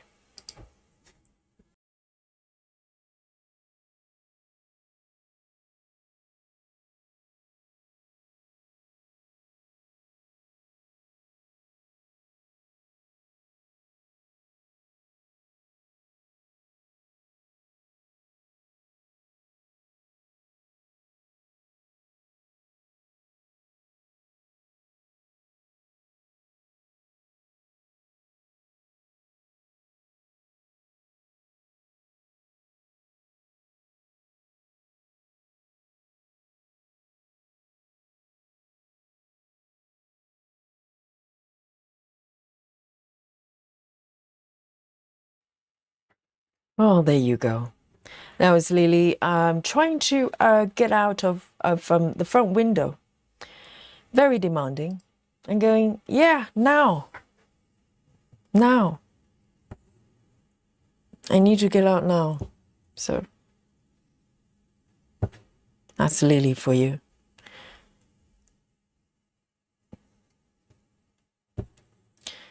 Yes, I was just saying that Floss has probably done a lot of linen, so you know, it's like no biggie. But I think linen probably depends on what type of linen, really. I'm just thinking it's going to be much harder to read in terms of the stitches, and particularly over two. It's not unlikely that you count the stitches incorrectly. So I think that's the tricky part.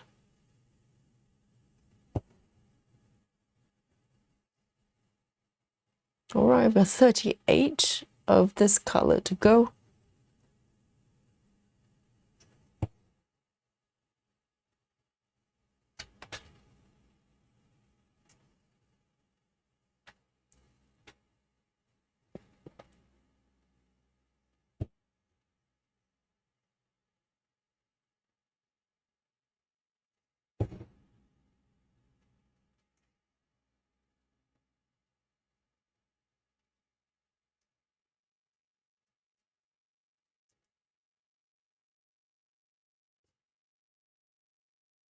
Suki says if there are specialty stitches, it will be easier with linen. You have to pierce the square on a times even weave. Oh, I see what you mean. Are you talking about if there are like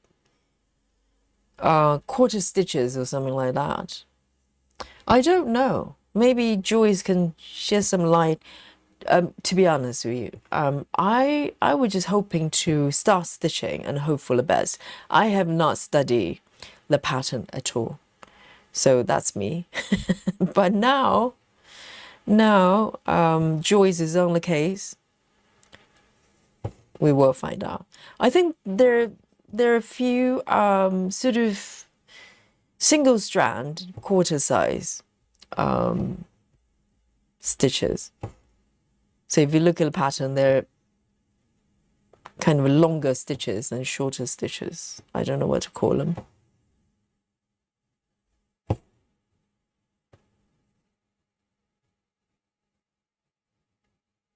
Okay. Let me end this one here.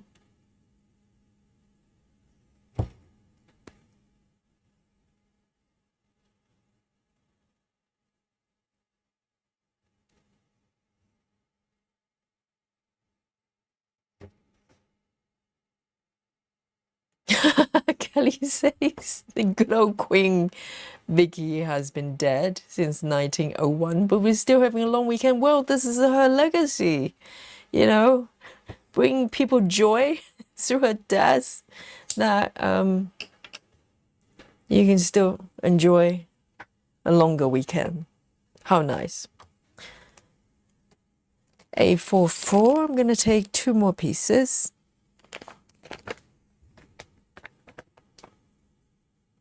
Oh, the state of this organizer is getting out of control. Look at this. I know where everything is, okay, but it just looks mad. And it probably is.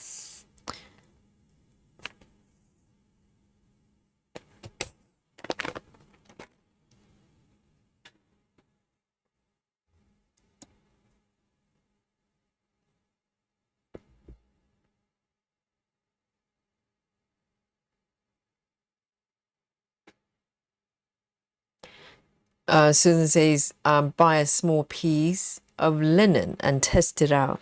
Well, it's not as easy, because if I were to go down the linen route, I will need to find a piece of linen. First of all, I like the look of, you know, the kind of colors and tone. If it's dyed, I need to like the result of it. And also, I don't know, because with linen, if I were to test a small piece of linen, I'll probably need to test a few different counts of linen so I can be sure. I don't know.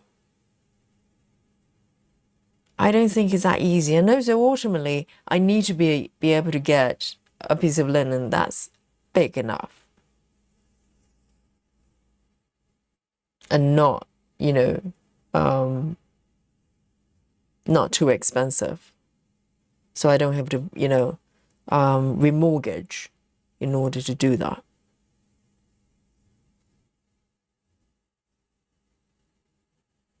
So it's a balance of everything. I mean, even weave would be easier in terms of getting fabric, but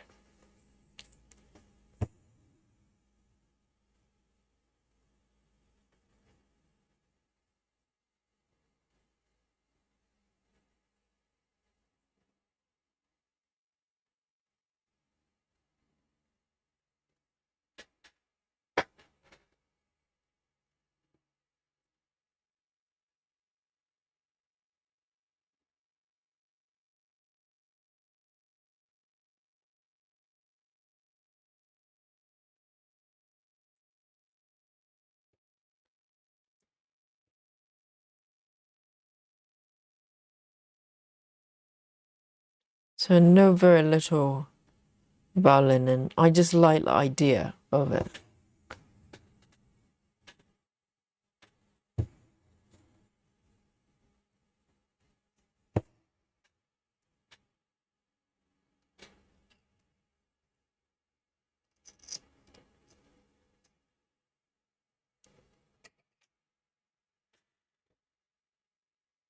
Joy says, I don't think it will work on Ada. You can do over one, but over two will look weird.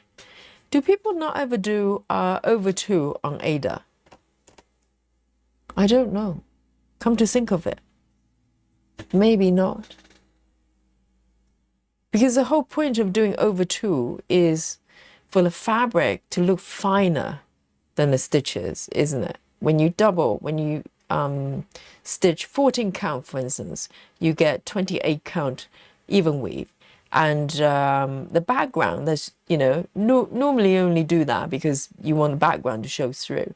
So the background kind of looks finer than the size of stitches. And that looks nice. But we Ada it. There's probably no need to do that.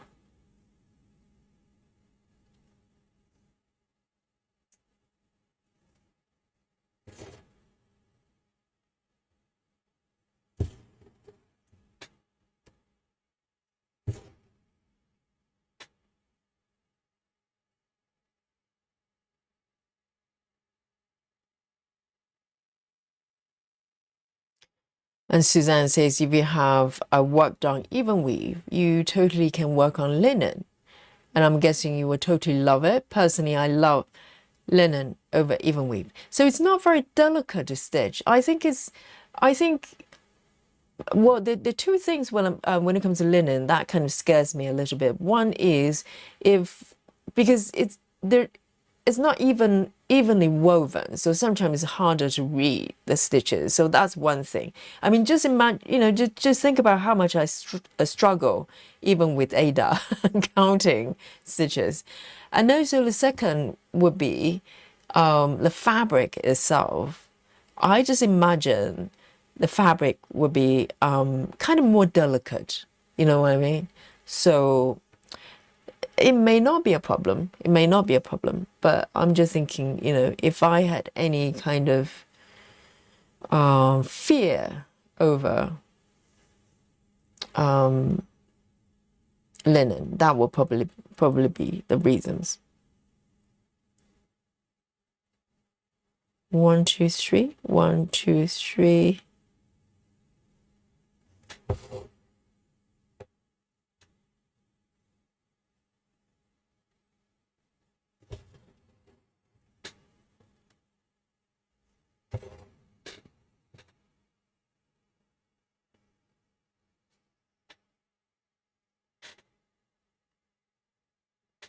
Laura, Laura says, I was thinking 28 count linen, but it would be huge. Yes, 28 will probably be, because I think Nikki's doing 32, but the patterns is calling for 36.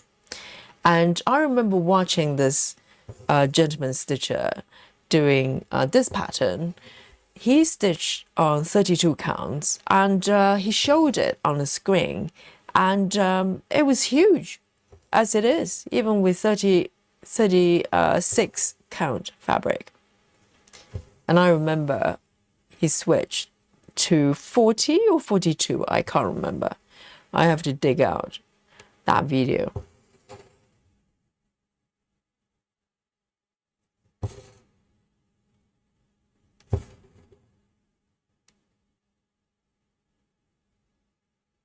And I think if 40 count actually works, it might be easier to get a piece of fabric that's big enough. Because I remember I had a look around of linen, 40, maybe 36 count or 40 count linen. I remember it was quite hard to find the right size. Because some of them very small. They're kind of pre-cut and very small.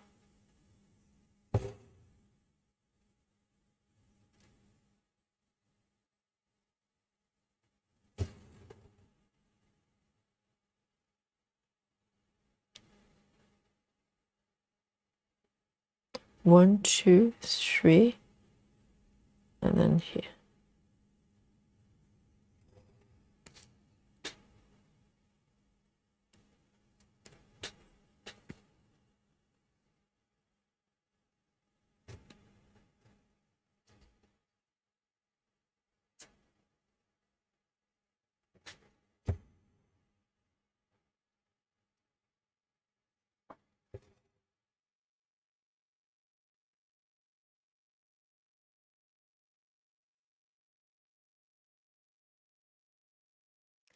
Suzanne says linen just feels much nicer since it holds up better as well. It is easier to stitch on.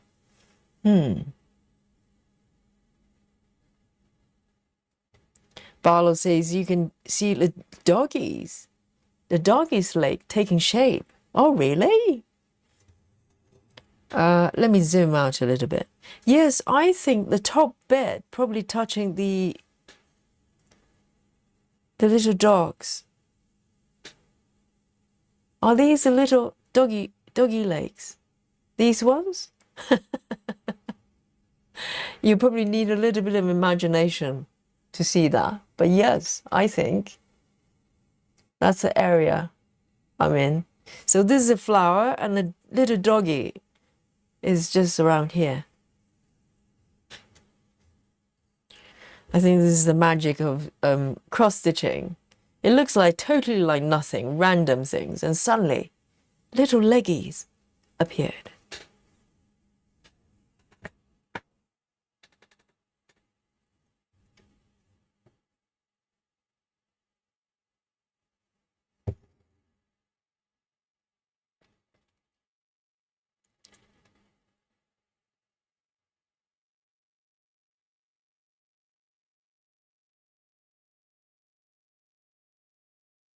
Ah, very good point. Suki says, if you do over 2 on Ada, it wouldn't be a square.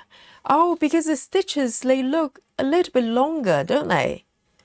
Because sometimes when I draw, when I grid, I get a little bit nervous because everything just looks longer.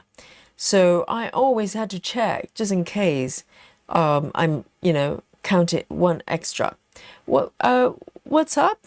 Someone's raising alarm bell. Oh, chocolate time. Is it chocolate time? Let's have a look. Indeed. Yes. Yes. We have to eat chocolate. It's mandatory.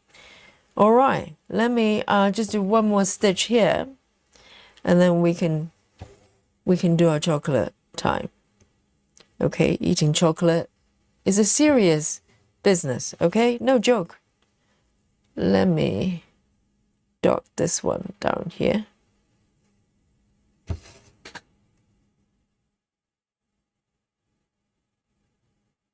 All right. Very nice. Let's eat some chocolate, okay? I'm dying to drink more coffee as well. Hi, Mandy. Good to see you. Joy says, I just posted a link to a video about stitching over 2 on linen. Oh, sounds scary. Yes, chocolate time today? Yes, you probably guessed it. Giant chocolate buttons. Yay. Do not be scared. They are big, okay? But they're delicious. They're delicious. They're giant. Look at that. I just opened this back yesterday. Yes. And let me know where you're eating, where you're snacking. Cheers.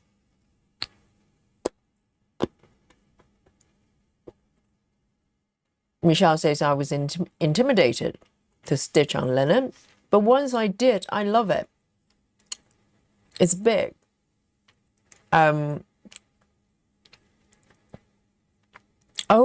so it's a little bit hard, but the result is so beautiful. Yes, I remember, Michelle, you started a piece on linen, so you like it. Very nice. Maybe I should give that a go. Definitely. It's not that hard. Okay.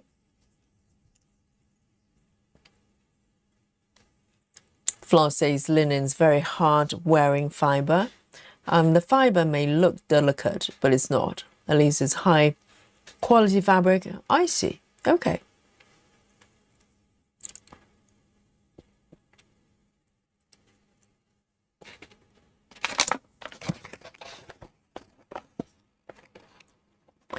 Michelle says if you want to use 1 strand of floss and stitch on 36 count or higher, 2 strands for 32 best coverage.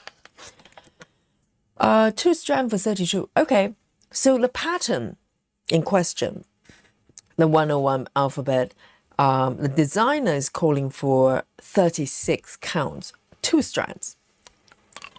So the coverage should be quite good. But also, to be honest, sorry, I've got chocolate in my mouth. It's a sampler, so I think the coverage probably isn't as critical as full coverage, right? Because a lot of samplers, they just look really light and fluffy. Samantha, yes. What are you snacking?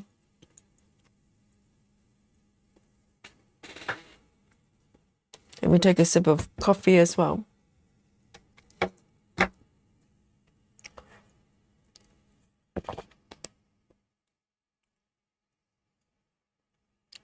Suzanne says, Stuart in stitches, he did his long dog, 40 count, and it was so beautiful. Right. So 1/2, I'm guessing.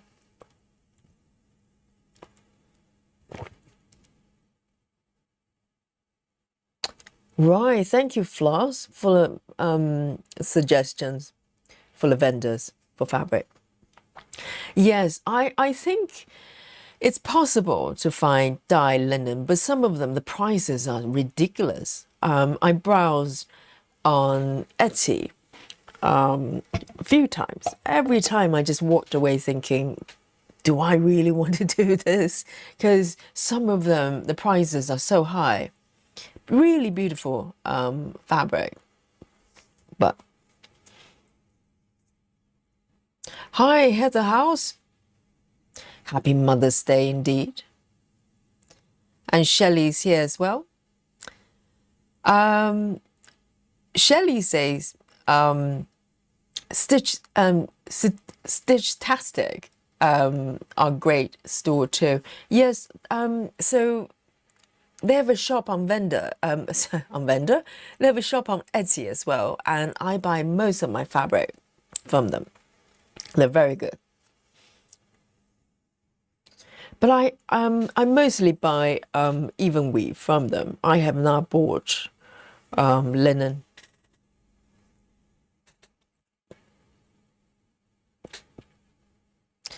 Joy says stitching over 2 is in both directions. So on Ada, your stitches will be covering a square too.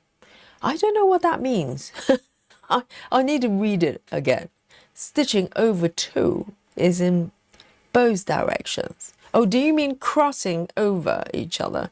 So on Ada, your stitches will be covering a square.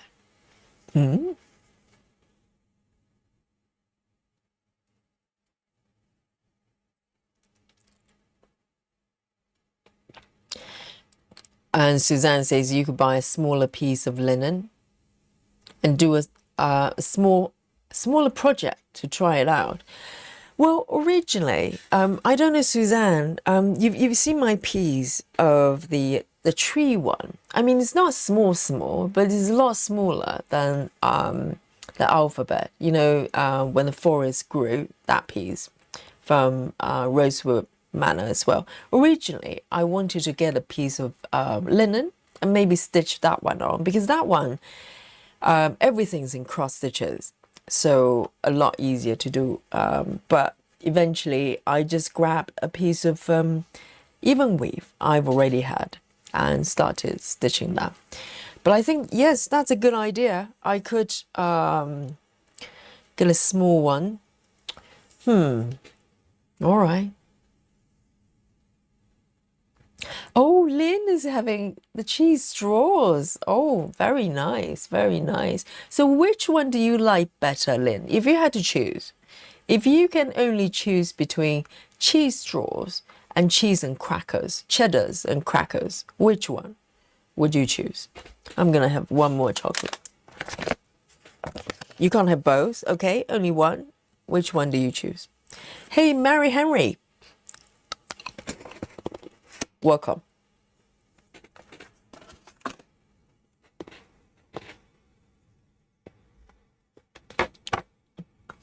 Let me drink some more coffee.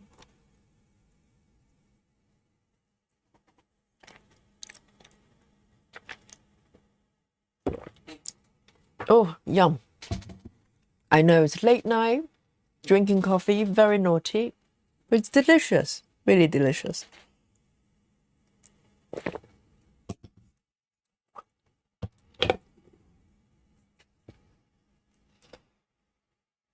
Right.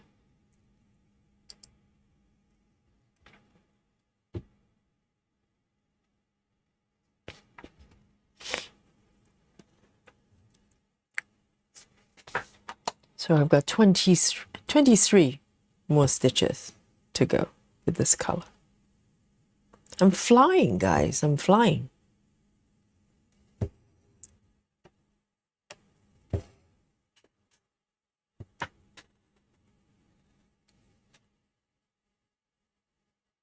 Oh, Lynn has chosen the cheese straws over, you know, cheese and crackers.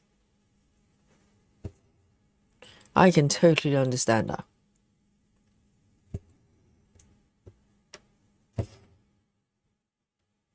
And it has to be Marks and Spencer's as well.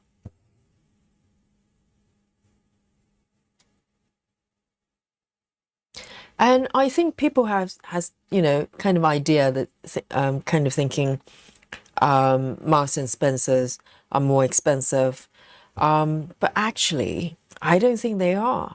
You know, if you think about the quality, and a lot of things they sell, they're quite reasonably priced and really fresh as well.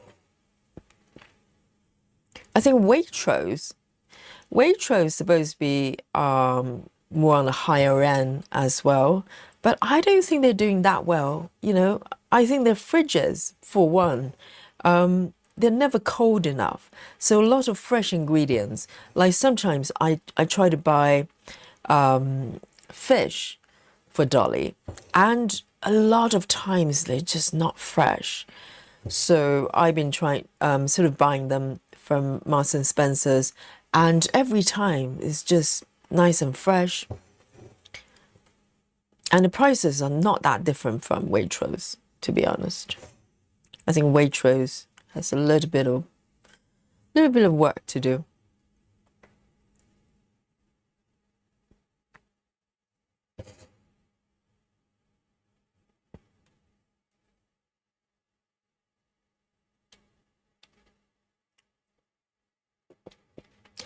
Joy says, I'll go for hand dye fabric because you cannot always wash those.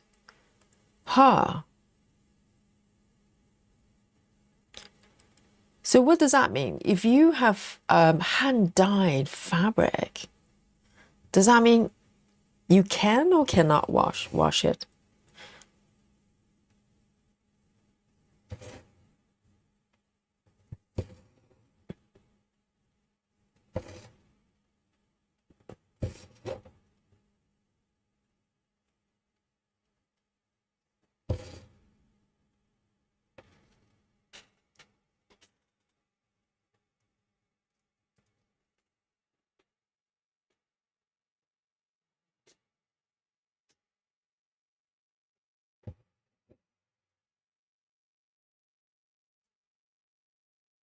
Where am I?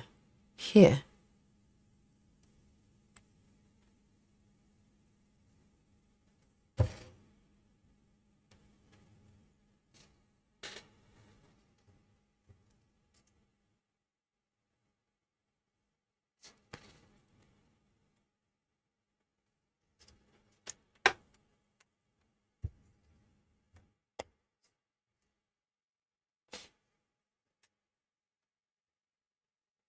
Oh, so okay, I misread it. I would not go for hand dyed.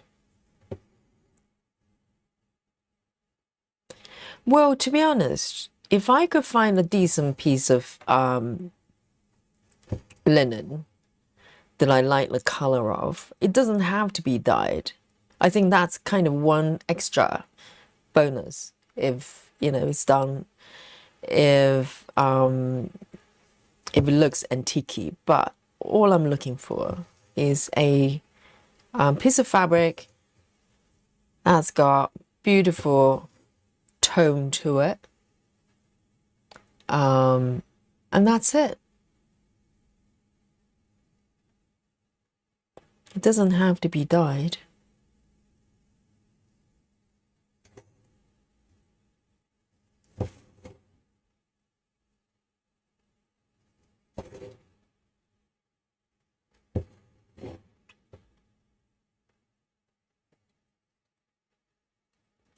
Now we're talking about linen. I'm kind of leaning towards linen because yesterday I was thinking maybe I should just do even weave and that would be it. But now I'm thinking it's such a beautiful piece. I really want to do it properly. Maybe I should go for linen.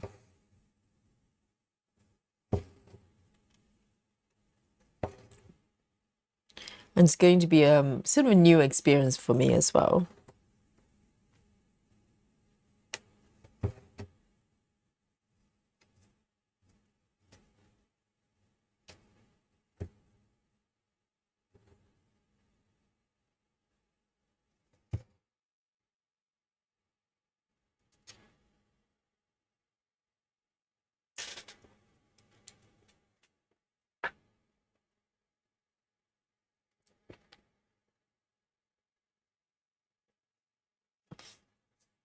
Lynn says, I have brought fruit from Marks and Spencer's and every fruit kept well. And also, Lynn, I definitely notice even bananas, the quality and the freshness, they're so different from bananas you get from Sainsbury's, for instance.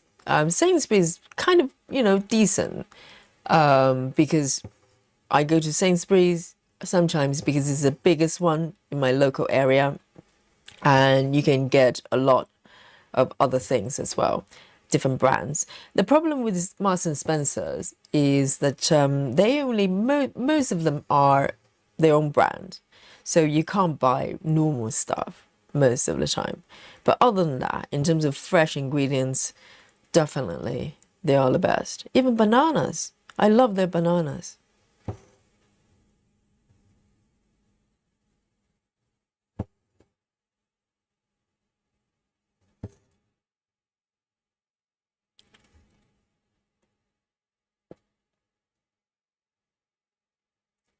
Oh, Floss says hand dye fabric can usually not be washed. Very often they bleed the color. I didn't know that. I didn't know that. So hand dye fabric, literally you can never ever wash it.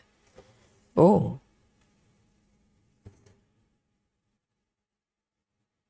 that's not good. I wonder if everybody knows that. Can you imagine you just stitch, spending 10 years stitching 101 alphabet, and then you go and give it a wash because it's been 10 years, and then everything just smudged together, turn into one single alphabet.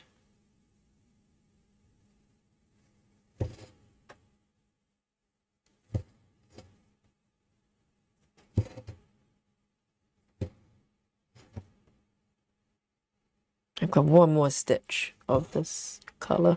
Incredible. I'm flying.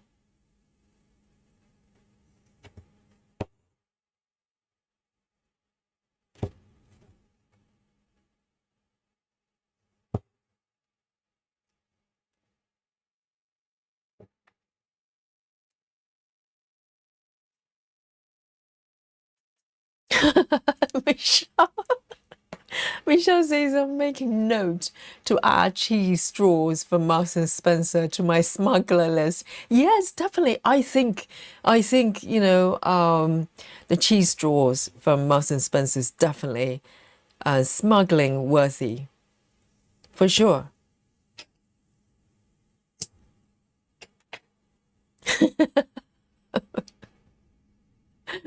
I think Michelle's contact is going to be very, very busy. All right, I'm done with this one. Oh, amazing. Next one. Oh, it's a blend color, next one. That's interesting. Okay, 82 stitches of the blend color. Why not? Why not? Oh, I've got one threaded already. Amazing. Look, two different colors.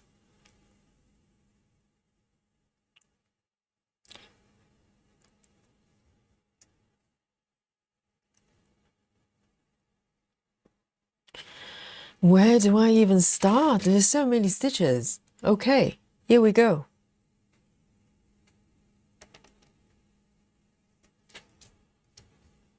And a lot of people kind of slightly, they're slightly weary about blend colors, but all it is you take two different strands of different colors and bind them together, and the rest is the same. You're not stitching the blend colors any differently.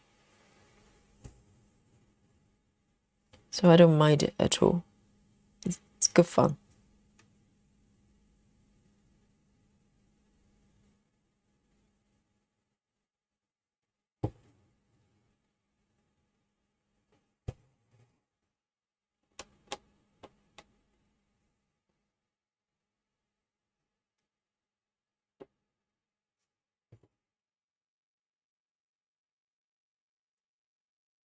Laura says, Yogi, you need to get a washable fabric in case of chocolate stains. Oh, yes, because it's going to be simpler. I won't be able to cover everything.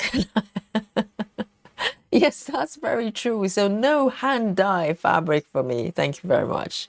I like to be able to wash my fabric when I get the chocolate stain on it, which is going to happen for sure.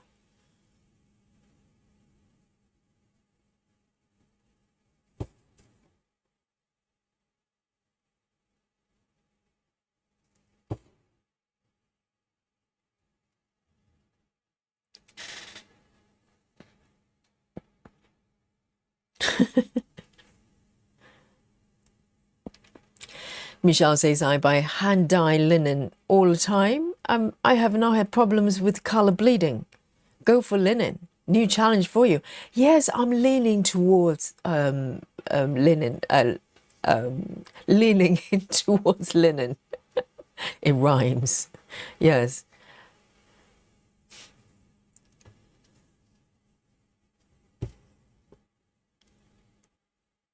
And I think I'll probably be happier with the outcome.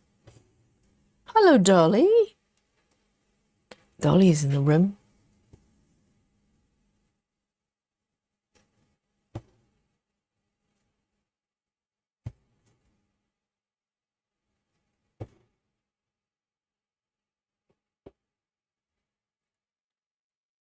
Dominique says, is it a paper pattern only, or can you buy the PDF version? What are we talking about? Are we talking about Stitch is So Beautiful?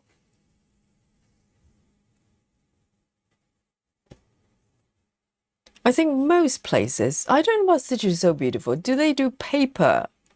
Can you ask for paper version? I have no idea. But they probably show it on a website if they have the option. Hello, Gayla. Happy Sunday.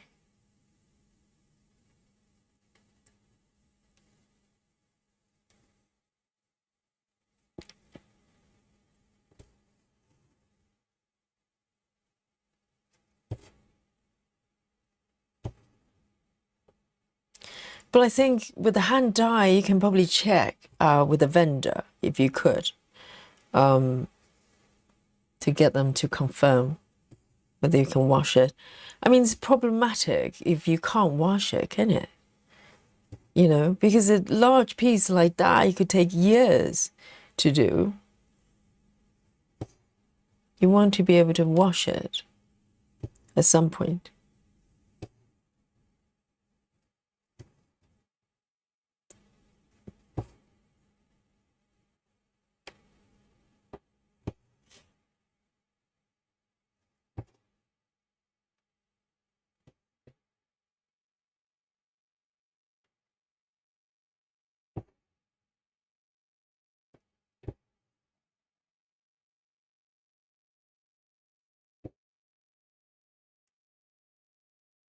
All right, there's two.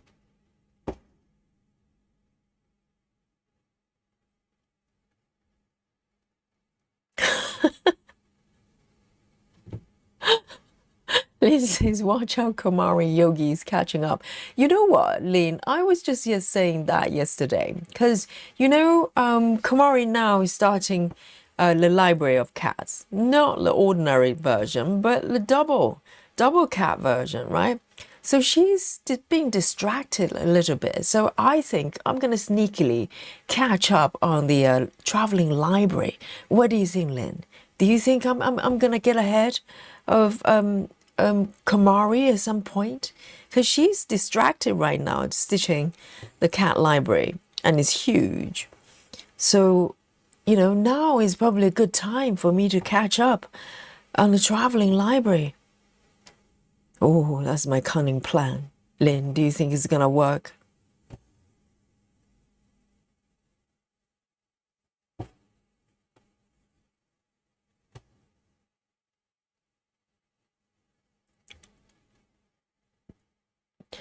Joy says, I share your fear to get linen, but I do think it will give the piece that vintage look. I know. This is why I've been going back and forth literally for years. I got the pattern during COVID. We're talking about maybe 2023 sometime, and I have not touched it because every time I'm trying to, you know, get a piece of fabric, I just go back and forth on the fabric count, but also the type of fabric as well. But I think now, I think you're right. I think this piece really deserves that vintage, you know, linen feel to it. So I think I'll start to look for a piece of fabric. And Joyce, do you know what fabric count you're going to go for?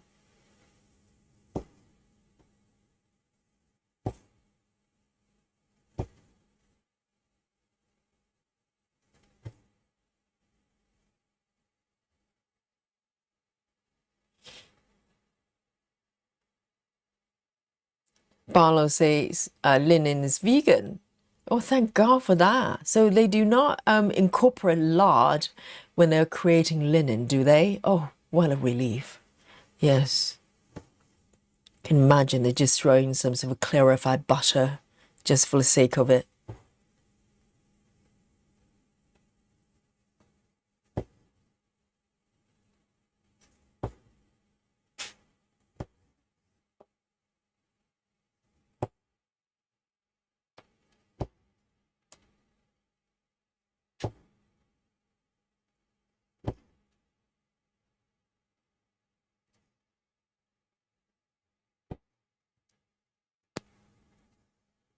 Oh, right, Dominique, you meant 101 alphabet. They only come in paper. Let me show you what the booklet looks like. It's literally a booklet. It's a small novel, okay? Let me show you. So this is, let me zoom in a little bit. Guys, if you're interested, this is what we've been talking about. Hang on, let me zoom out. And so this is from Rosewood Manor, okay? So 101 alphabet. So look at this piece. This is what we're talking about. This is no small pattern here. It's huge. And it's very, very intricate with different type of stitches, different sizes of stitches. Let me zoom in a little bit. Right. It's really, really beautiful. It's so beautifully designed by this lady, Karen Kluber. And look at the thickness of this booklet. You know, we're talking like a magazine size, and that's how big it is. It's got 101 alphabets, you know, there you go. And yeah, from A to Z at the bottom. No lying here. So I'm really looking forward to it. Just look at this. Oh, that is just so much fun waiting for me. But it's, you know, it's about finding a decent piece of fabric that fits everything. So, yeah. So, yes. So Rosewood Manor, they only do paper patterns that I know of. And also this type of, you know, chart, to be honest, it's quite doable with papers. So, because with, you know, this type of pattern, you don't go long distance cross country or anything like that. You stitch one bit at a time. So I don't mind working with paper. I'll probably just take a picture of each page as I work and just mark using the highlighter of the PDF reader. That's normally my method.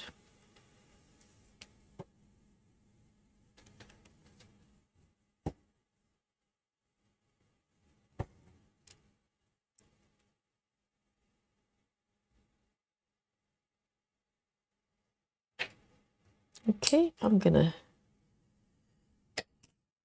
get another piece, two pieces. 3347, 3348, 3347, 3348.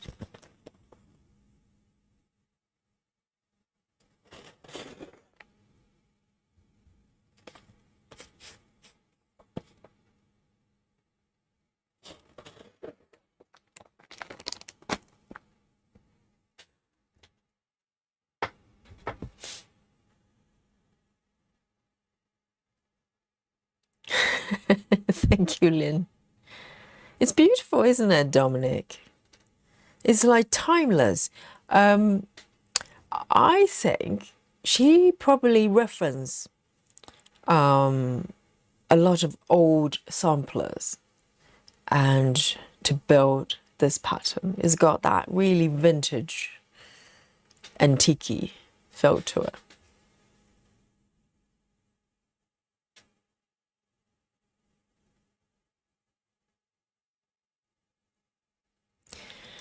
Joy says, I think I'll go for the recommended 36 count. That is the equivalent of 18 counts, 1/1, 1/2, right? 1/2. And I'll use a call for DMC colors. No freestyling here. Yes. 36 counts. I think that's probably wise. The only reason I wanted to maybe reduce or go up the fabric count was because I saw this guy stitching this piece and he literally restarted the piece. He went pretty far, I think, and then decided it was too big and he wanted everything to look a little bit more delicate. So that's the only reason that I'm thinking about reducing the size. But you're probably quite right. I think the designer probably specified that count for good reasons. I'll see. I'll probably just look around both 36 and 40 and see what I get.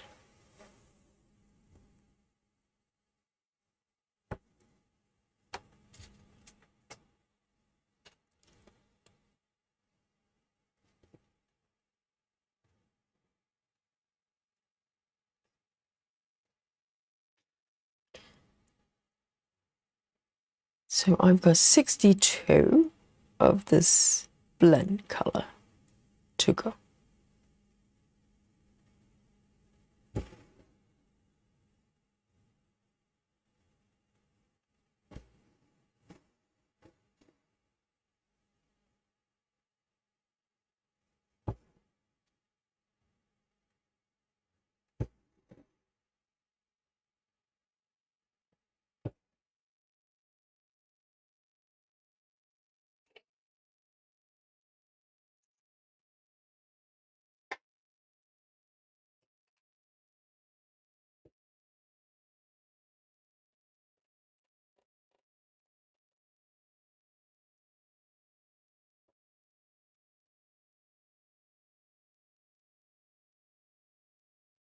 Okay, I'm gonna do Danish method, forward and back.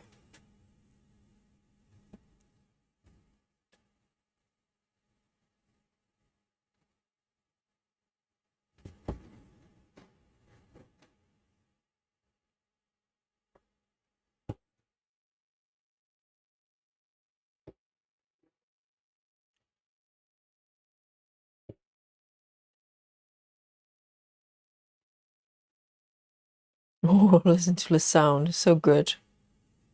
Can you hear it?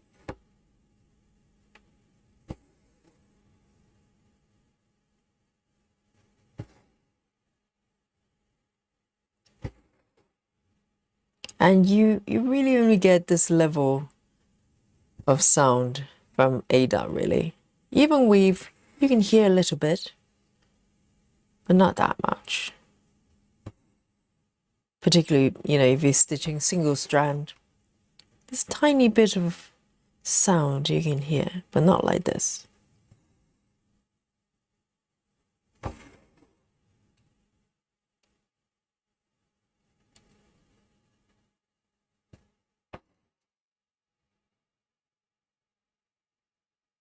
Oh, Dominic says, I see that they offer 36 linen, ivory, with the pattern on 1, 2, 3 stitch. Oh, do you mean it comes as like a pack with the pattern? 1, 2, 3 stitch. Okay, I'll have a look.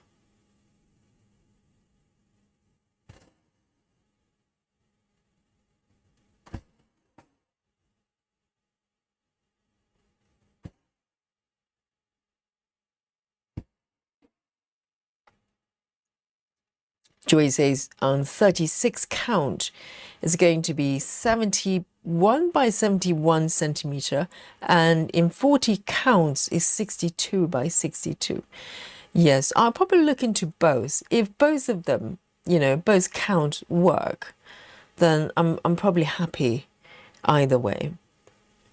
If I can find a decent piece of the fabric, I'll look up 123 stitches. It sounds like they probably have a lot more options.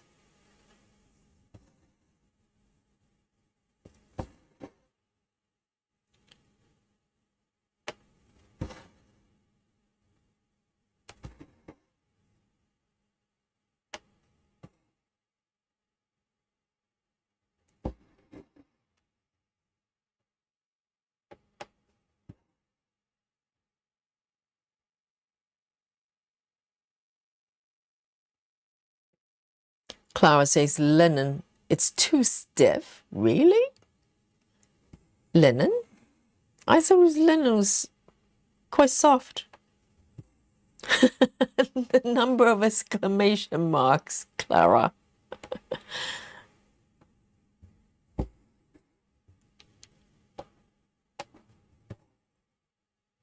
But everybody says linen is actually quite soft and quite robust at the same time, and it's a joy to stitch.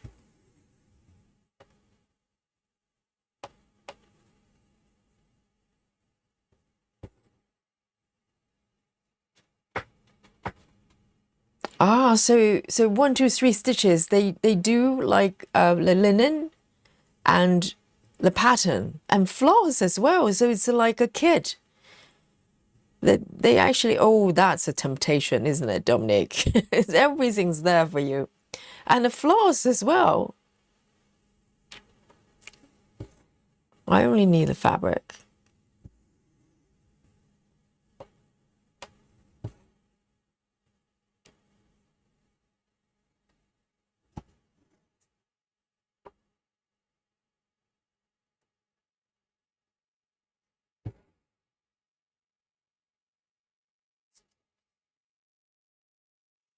So Laura is looking at that as well. Oh, Laura.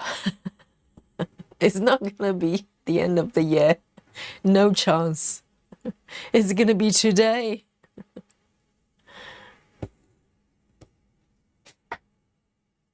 Clara says, do not get permanent.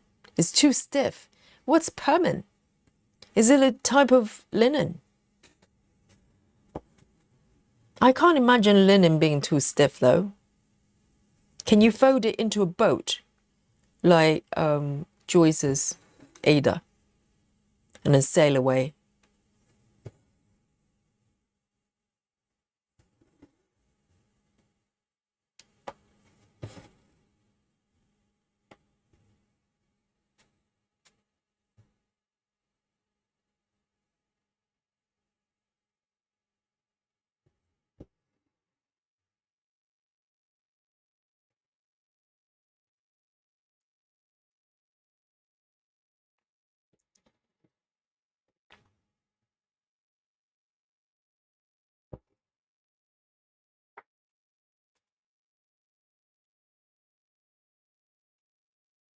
That's very true, Shelley. Shelley says, if you're in the UK, you can't buy DMC from 123 Stitch. Yes, I tried it. I tried it because someone suggested 123 Stitch. They kind of, if you buy stuff from them from the UK, the post and packaging is very reasonable, like £5 or $5. I cannot remember. So I went and have a look and I checked out the prices of DMC and tried to buy it, and lo and behold, no. The website says no. But yes, so we won't be able to buy the whole pack, but I'm sure the fabric should be okay. So unfair, isn't it?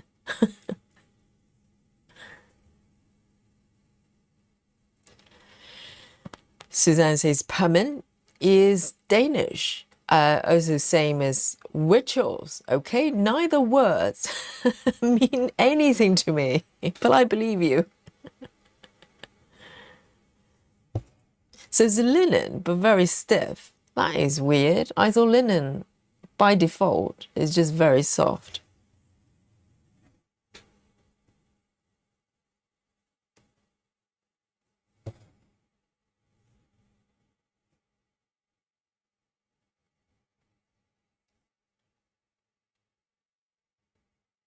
Clara says permanent is a brand of linen. You can fold it into a boat. Oh no.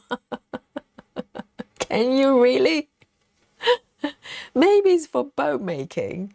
It's not really for stitching. And Clara says, I once ordered a permanent linen required for mirabilia, and it was so very stiff. Ah, that's quite weird. You just don't expect linen to be stiff. Ada, on the other hand.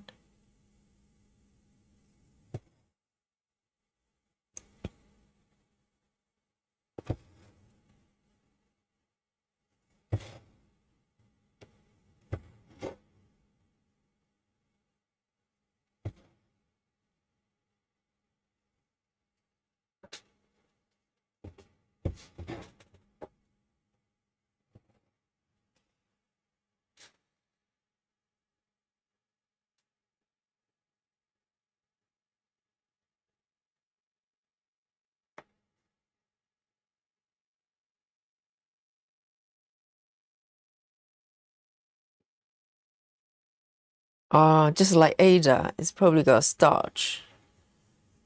Yes.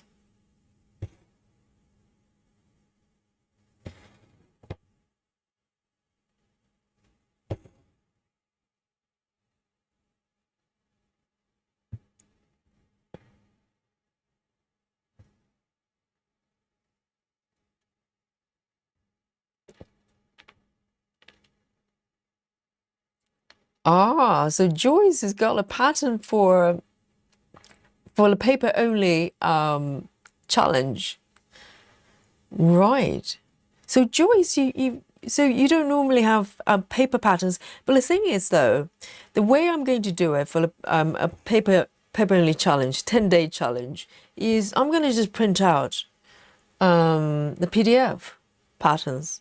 So I'm going to just cycle through my projects normally, like stitch whatever I normally would stitch, and just print out that particular area using PDF. That's it.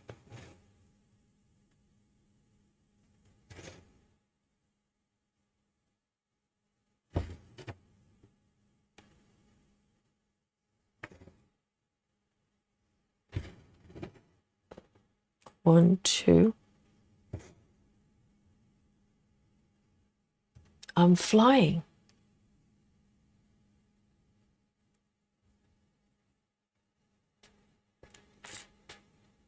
Michelle says Fox and Rabbit brand from Australia is very nice linen, and also Weeks Dye Works. I've heard of Fox and Rabbits. I'm pretty sure there's a website called Rabbit something. I'm pretty sure that I've heard of it.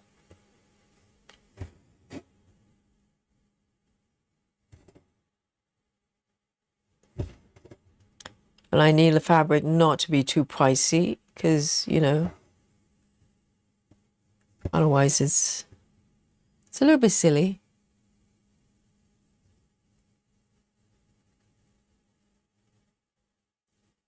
One.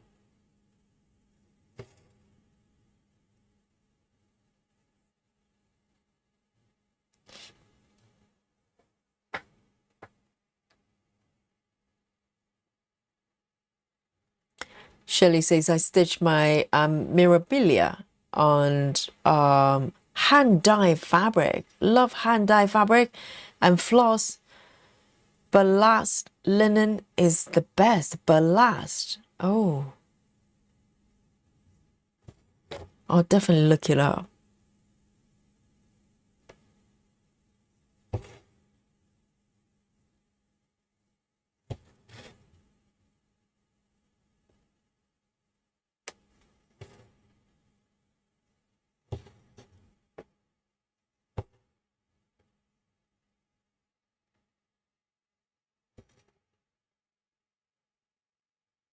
And also the thing with hand dye, unless you have that particular piece of fabric in your hands, it's not very predictable, is it? Because it's hand dye, so every piece looks unique. And you may or may not like the distribution of the colors on different pieces. So if you buy hand dye fabric online, it's a little bit of a risk, isn't it? Because you don't really get to see exactly what it looks like until you have it in your hands.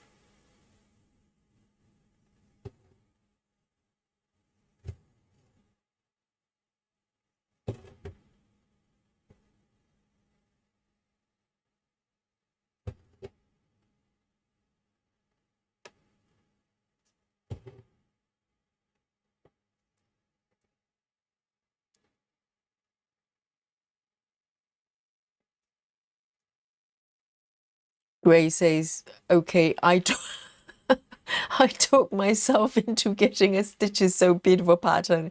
Can I load it into Saga? Yes, you can. Well done, Grace. I'd love to know which one you've got. But yes, I loaded my patterns onto Saga with almost no issues. The only sort of minor glitches I had was when the pattern is calling for any thread numbers that's got 0 in front. For some reason, Saga doesn't know what to do with it. So it kind of, not Saga, the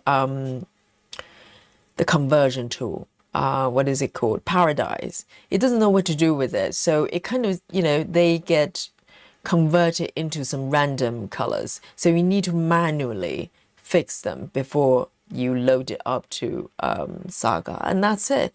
Because my patterns, they've only got like 1 or 2 those colors. And so I managed to spot them and fix them. So that's it. So 99% working, but you may need to do a little bit of a manual fixing. Where am I here? 1, 2. Okay, I've done those 2. Those 2 done. And I'm going to go down.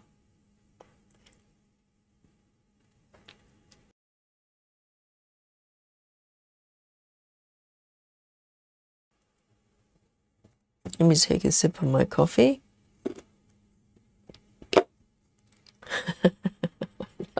I love the way Grace said, I talked myself into getting the pattern.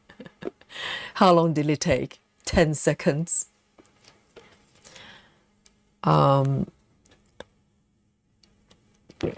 Michelle says fox and rabbits.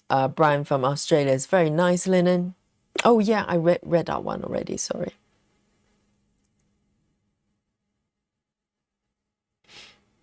Chivis says, I've already printed my pattern for the paper challenge. Oh, very organized. Is it just one project? We have 10 days, darling. Yes. So I'm going to I haven't decided which one I'm going to be doing. So it's going to be on the fly, I'll decide on a day and I'll print out that portion of the chart that I want to do. It's going to be all spontaneous.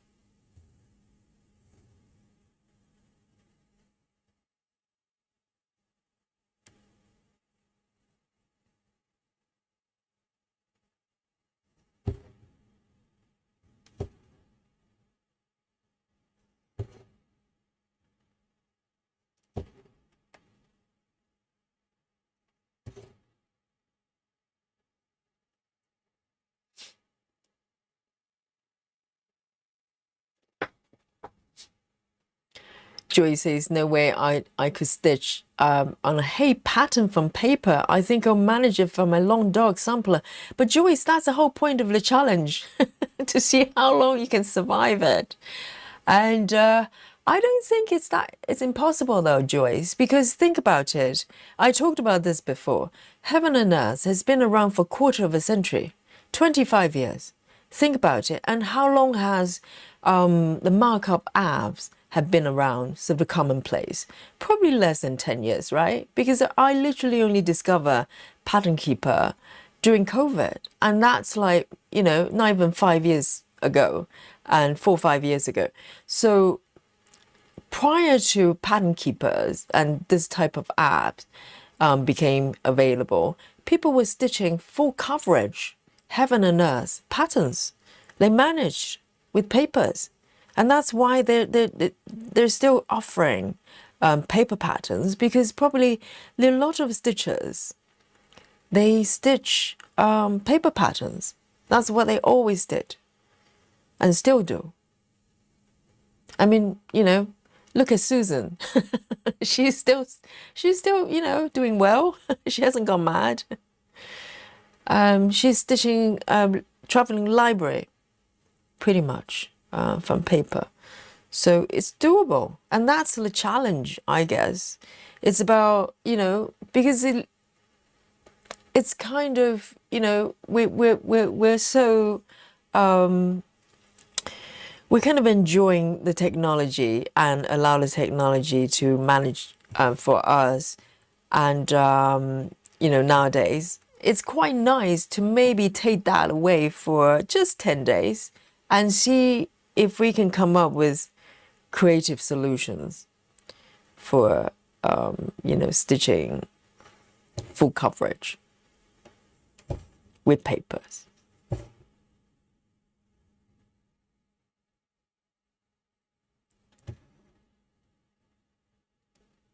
I think it's doable.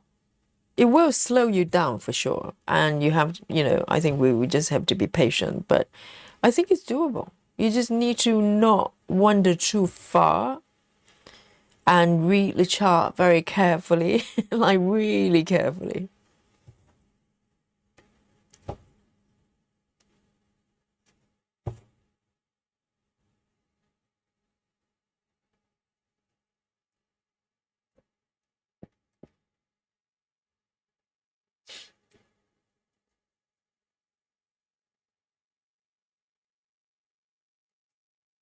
Oh, Dominique has bought 3 from Stitch is So Beautiful as well. Well done.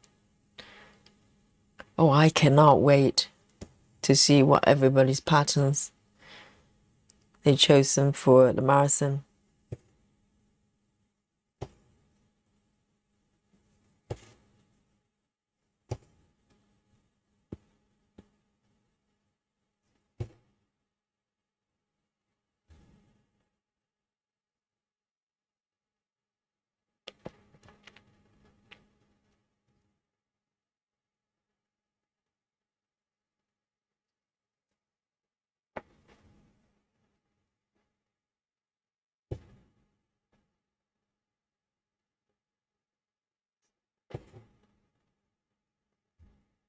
Oh, Floss has been doing block stitching. 800 stitches of 939. 939. I hope it's not air stitching.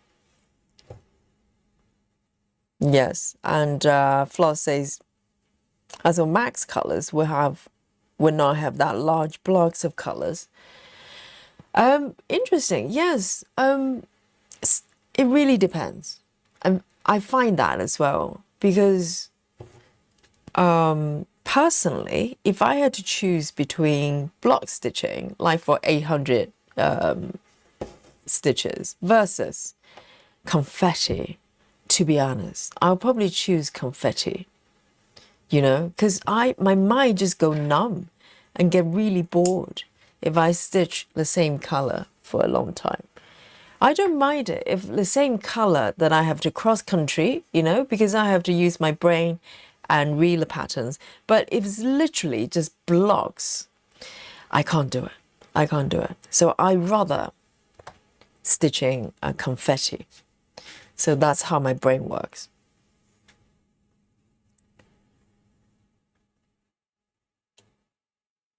Susan says, I'm stitching traveling library from Kindle because of the quality of the paper. Oh, right. Okay. So, but the thing is, Susan, even stitching from Kindle, you're looking at a PDF, right?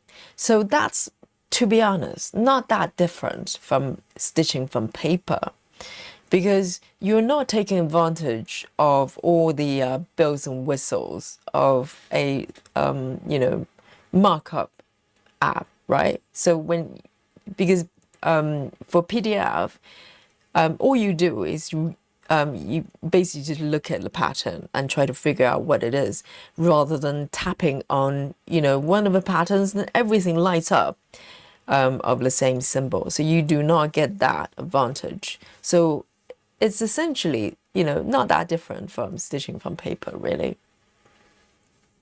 And it's doable for you, right, Susan? You manage. I've got 20 more stitches of this one.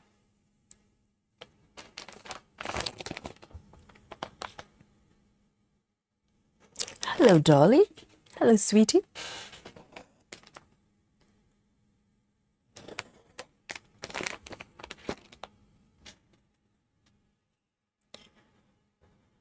Joy says, I started stitching in 2017 using EZ PDF. Oh, is that PDF reader?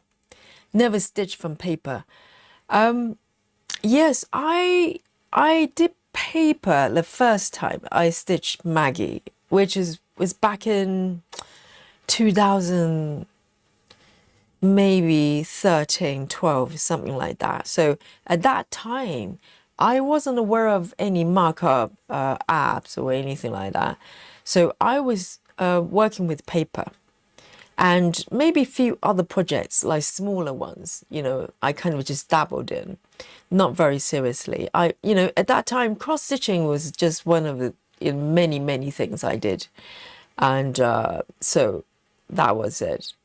But later on, once I had access to, you know, apps like Goodreader, I just use Goodreader for my patterns. I just take a picture or scan them and just use the highlighter within the app to mark them. So the process is not that different from paper, but I'm doing, you know, managing everything on a PDF. So that is still quite different from Pattern Keeper. Pattern Keeper, literally, it does everything for you, right?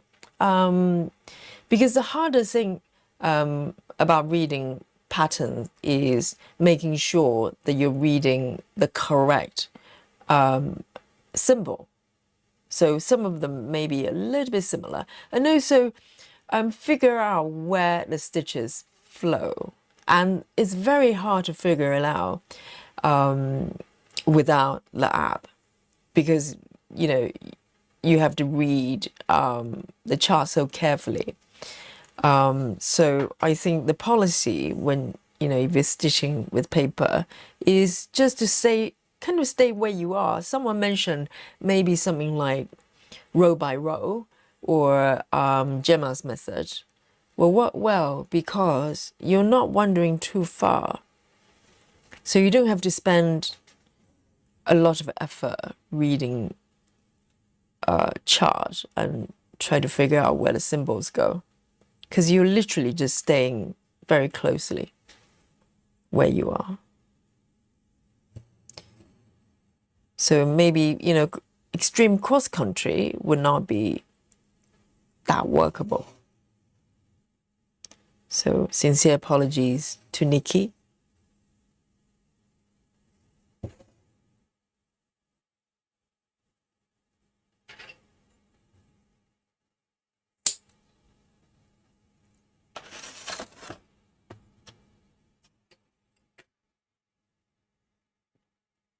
See you later, Joyce. 99 sweet dreams.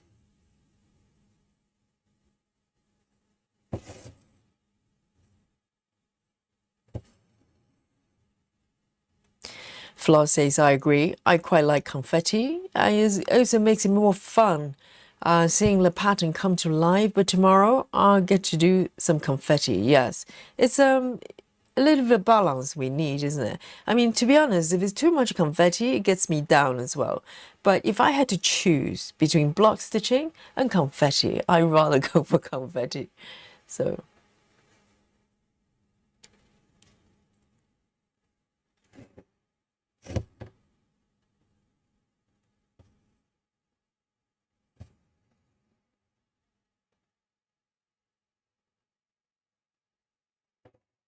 There's 17 more stitches of this one.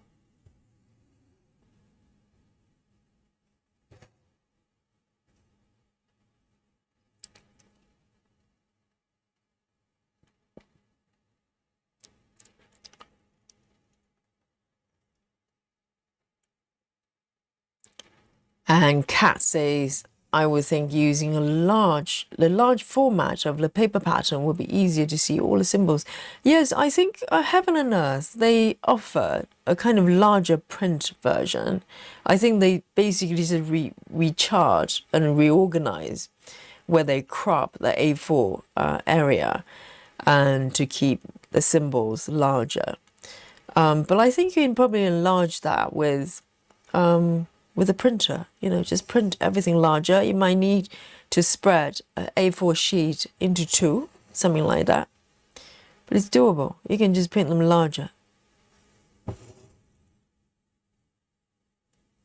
And also, you know, paying attention to symbols, maybe looking a little bit similar. That could happen.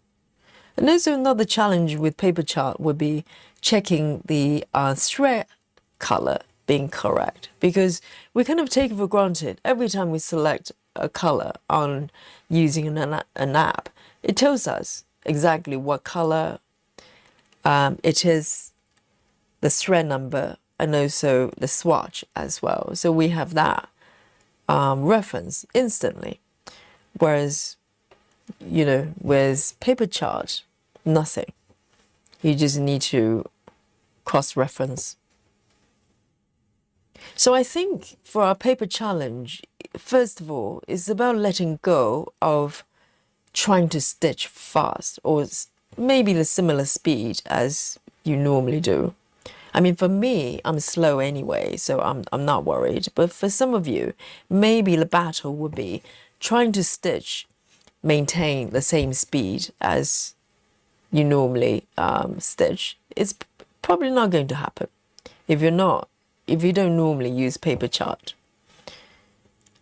So it's probably about letting go of that expectation and just, you know, figure out a process that's most efficient and fun to do.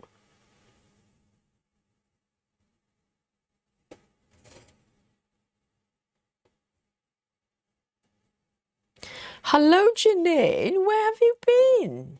You're very late for the class. Seriously?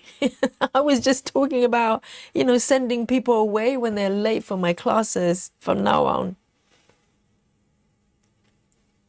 I'm going to start whipping them into shape.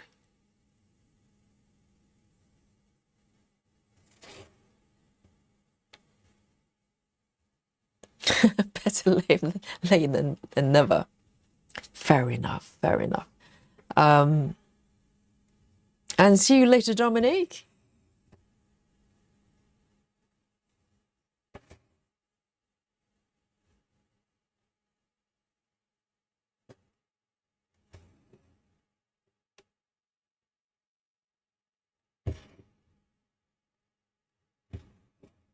And Janine, I'm flying today, okay? Look at me. I've been doing like 70 stitches at a time. I have cycled through quite a few colors already.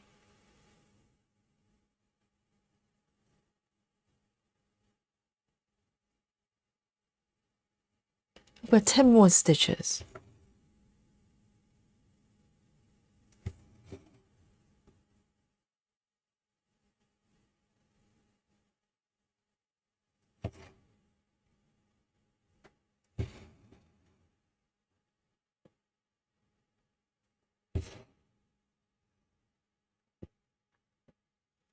Oh, Janine, is the husband going to Walmart again?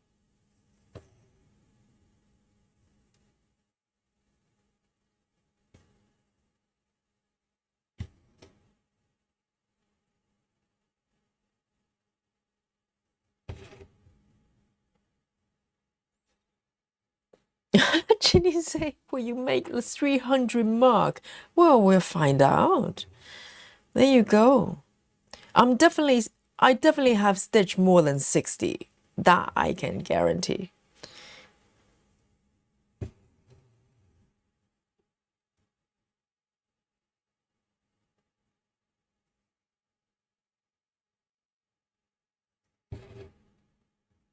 But yesterday I was very close. Yesterday I was like 285, wasn't I? 286. Very, very close.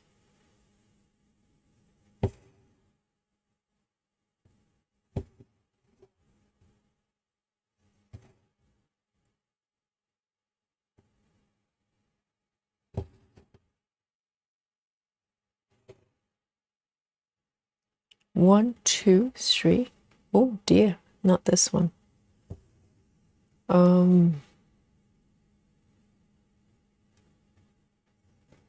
Yeah.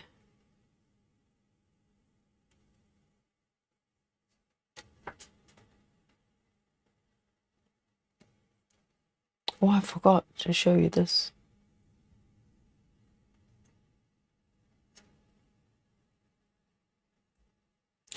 Ginny.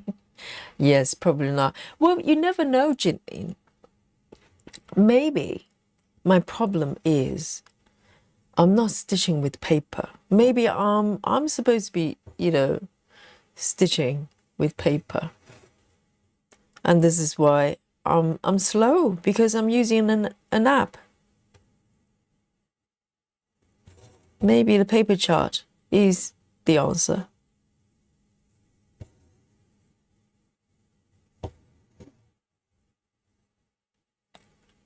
Three more stitches.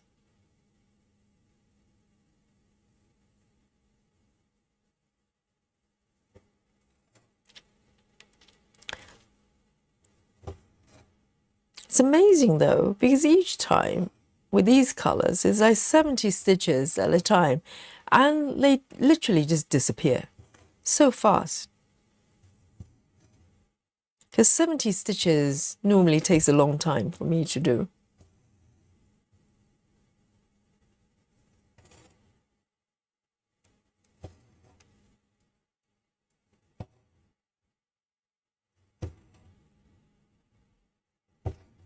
There you go, the last one of this one, magic. And this one was over 80 stitches. 80, I ask you. Very nice. So this is the blend color.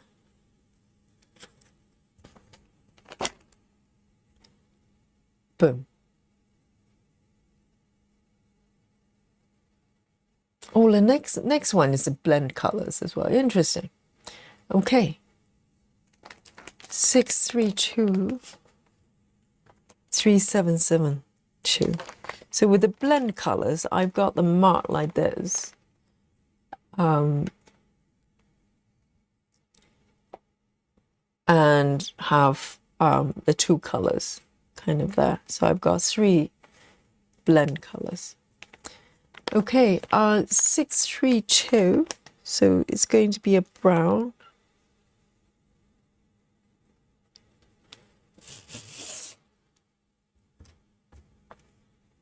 And 63772.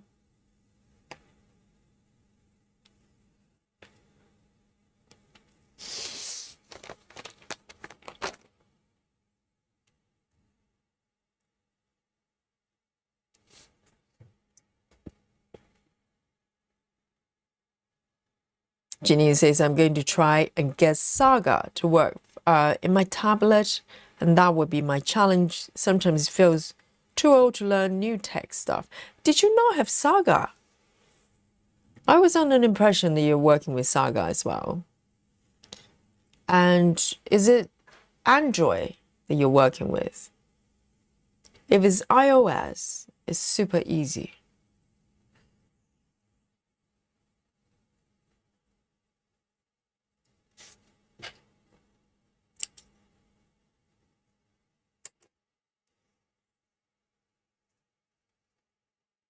Dawn Horton. Hello, hello. She says, good evening from Montreal, Canada. Monogamous stitcher here. Oh, what a claim. Dawn is coming in hard and declare that she's monogamous. Well, what kind of monogamousness? Because yesterday someone says, I'm genuinely, mostly monogamous. It's like, I'm a little bit pregnant. Which one are you then, Dawn? Are you a little bit monogamous? Or sometimes monogamous? Oh, what a claim.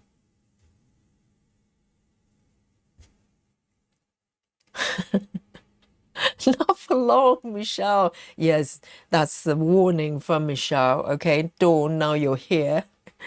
You're my. Yes, I've got you. Janine says, no saga because I thought I needed an iPad, which I can't afford right now, so have been waiting. So are you going to make it work for Android? Is it Android? Yes. I think you can get it to work for either. It just, Android might be a little bit fiddly. Well, no, Android is fine. There is a Saga Android version that's frozen for Android. So it's got a little bit less sort of features, but totally workable. I think Joyce is working on Android as well. Oh, there's a little nut already. Hello.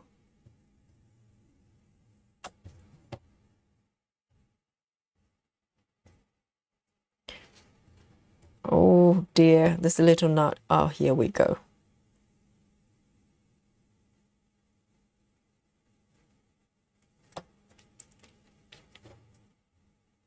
Oh, let me just cut it off.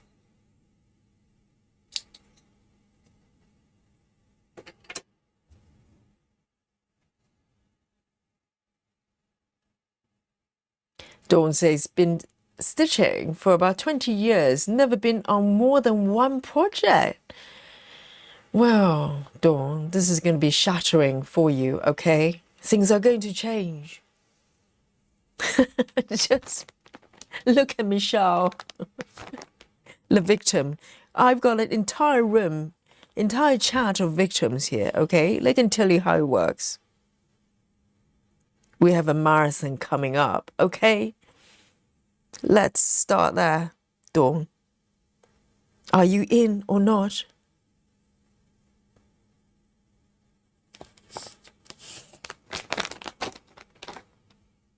Guys, we have work to do, okay?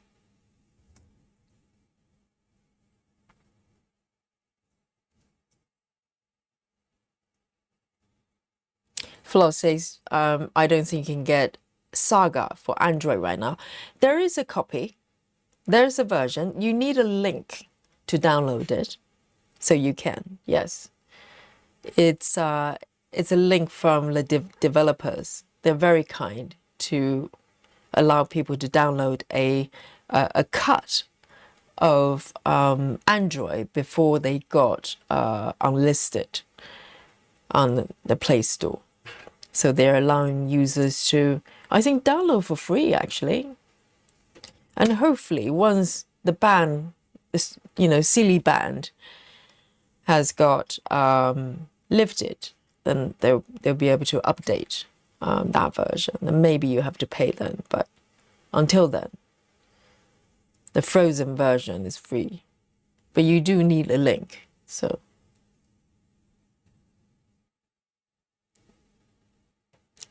Two over here.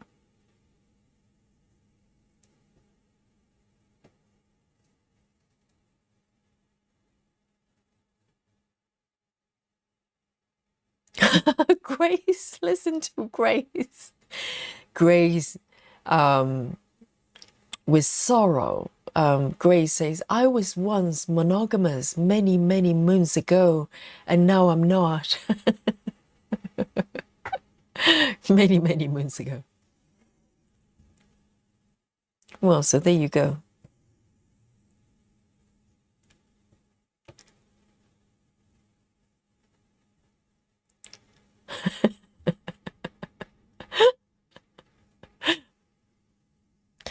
Dawn says currently stitching a stamp kit. Oh, I see. Monogamous stamp kit stitcher. A full coverage of 350 by 550. A hummingbird over a flower basket. Well, just have a word with Janine, okay? Because you know, Janine would tell you, Dawn, stamp kits, they do not count. They're phantom. They do not count as a web. So technically, Dawn, you have no web at this point. Okay, dun dun dun. Now, the dawn as Dawn's world being shattered. Okay, speak, Janine.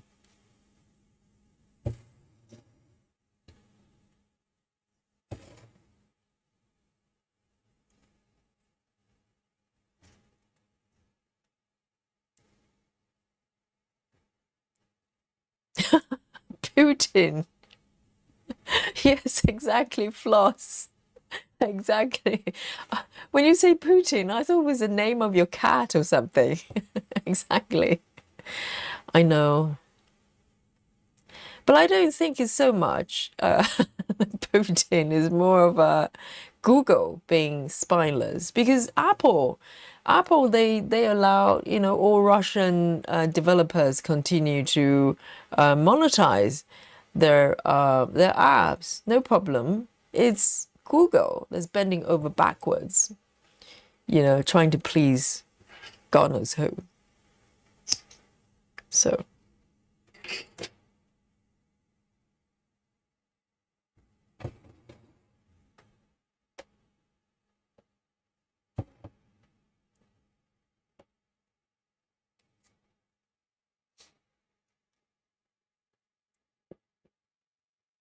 Oh, Floss, you don't have to email them. Just you can just post a request on the our Facebook group, and someone will come forward to help you. Maybe, probably Suzanne, but she's been so helpful with the saga, thing. So there's a link, maybe buried somewhere in our featured tab, but you probably have a problem finding it. But if you just send out a post saying that you need that link to download the Android version of Saga, someone will post it to you, or for you rather.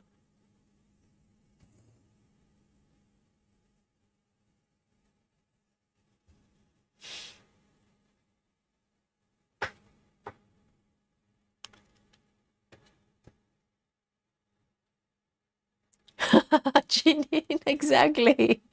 Janine has spoken. Janine says, "Damn kids don't count." So yes, you can start a counted one. Yes, for this is a revolutionary concept. Okay, according to Janine, STEM kids, they're phantom projects. So they don't really count really. It's a little bit like if you're eating standing, there's no calories. It's a little bit like that. So currently, you're consuming no calories right now with the STEM kit. And you can have as many STEM kits as you want. Oh, is there a cap, Janine?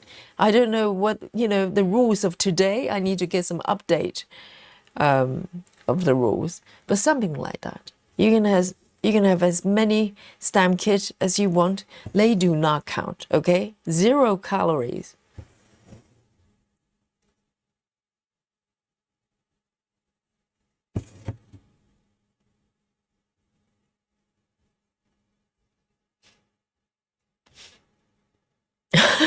Michelle, yes, everybody. I am so proud of you. Yes. Michelle says you need a new whip, Dawn. Let us help you out. Have you heard of hate? Yes, have you heard of hate? I did mention that we have a marathon coming up.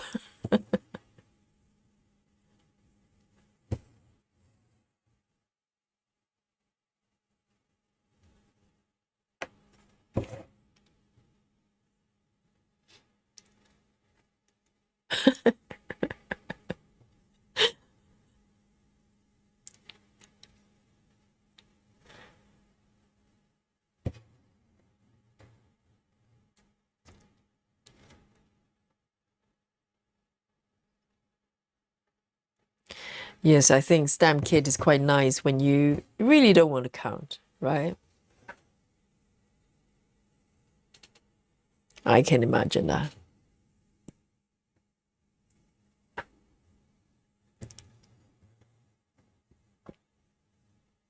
Oh, Florence says it's not Google. It's literally not possible to send money to Russia.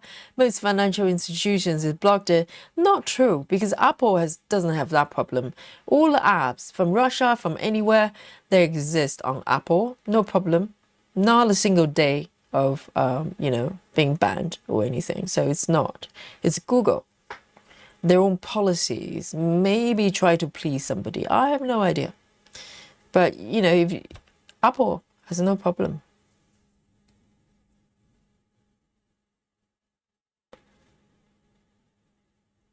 Flaw says, I deleted Facebook 10 years ago and never looked back. To be honest, I almost never, well, kind of briefly use Facebook for a little bit because my mum was on it. I was trying to teach my mum how to use smartphones and apps and etc. Quite a few years back. And so I got her to join Facebook, open an account, and so she could look at pictures of grandchildren from my brothers. And so I joined with her at the same time. Otherwise, I'm not a big social media person. If you look at my Instagram, I post from time to time, but I always forget. And I forget to check as well. I'm just not very social media minded person. And so I forget to do it. So with the Facebook, I literally only look at our group. I'm not registered or follow anyone else. Not really. I try to keep it kind of minimum. Otherwise, it's just a lot of noises, every day. It's too much.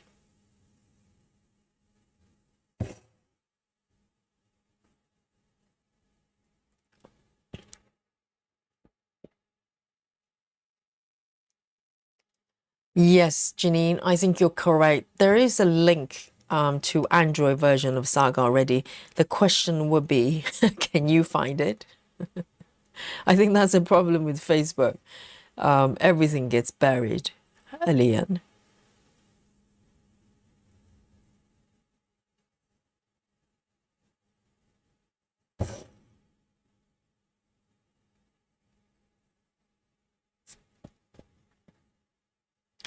Dawn says, I've heard of Hate. My next project is Witchwood Express Max Color. Is it from Hate? So, Dawn, you already have the next project in mind. How can you wait? If you already have a plan. So how long do you think you're going to finish your stamp kit?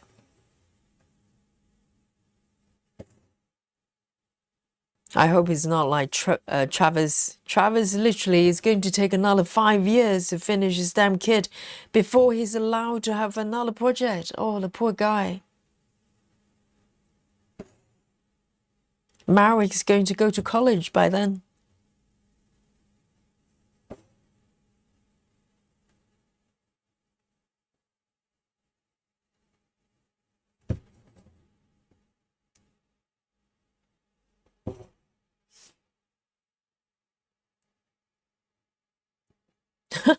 Jeez, the kind of like potatoes, chips count as vegetables.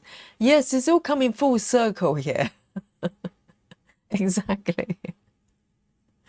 Yes, potatoes are vegetables, okay?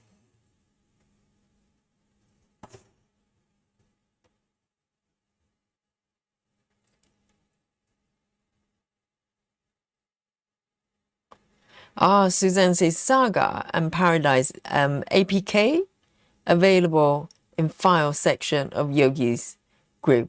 I think, Janine, the problem is a lot of people don't know what APK is. Can you explain to everybody? It's really just a thing you can download, right? But you have to be on the correct device to download those. So you need to be on Android.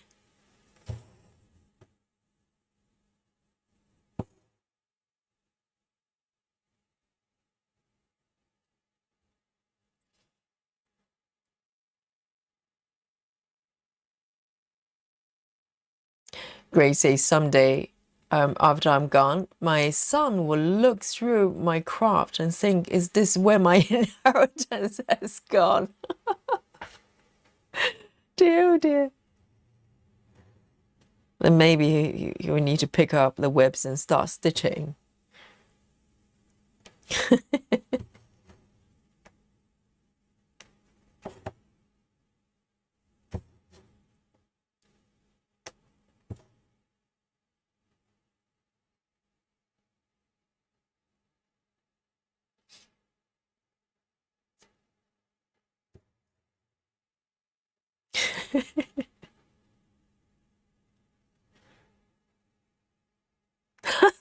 Ginny says that's why I do not save receipts. Yes, destroy the evidence, you know? They cannot trace it if you don't have the receipt. Exactly.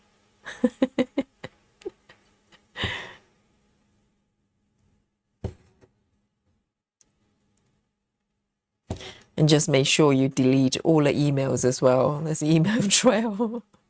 Everything is traceable.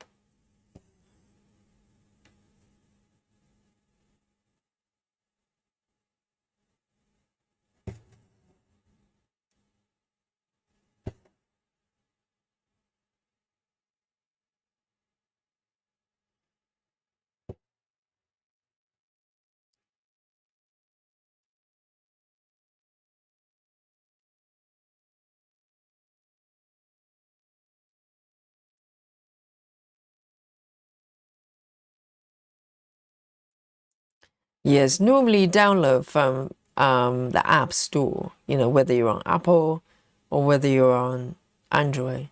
But APK is something, it's kind of, you know, a thing, basically a downloadable thingy.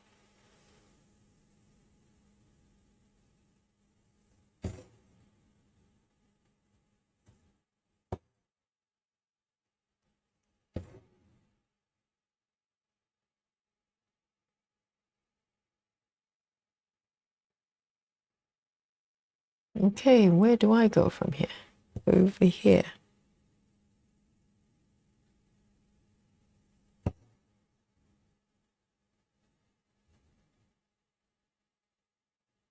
Ginny. No, no one knows what APK is unless you're a techie, right? No.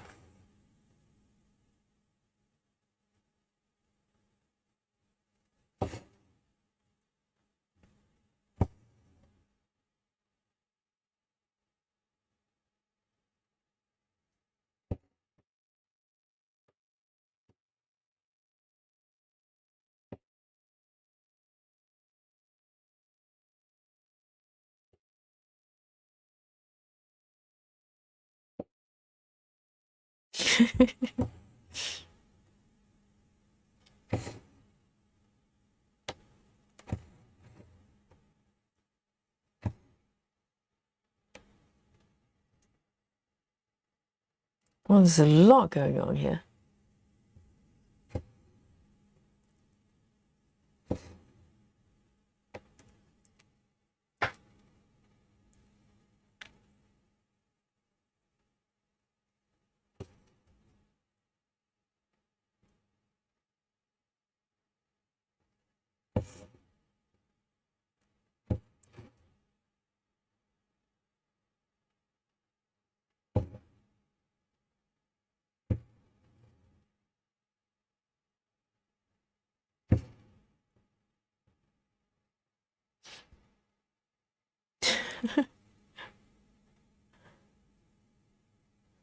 Hello, Passion.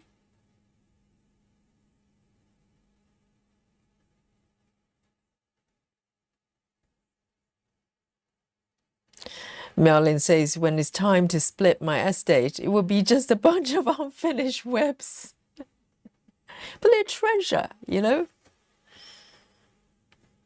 Absolutely.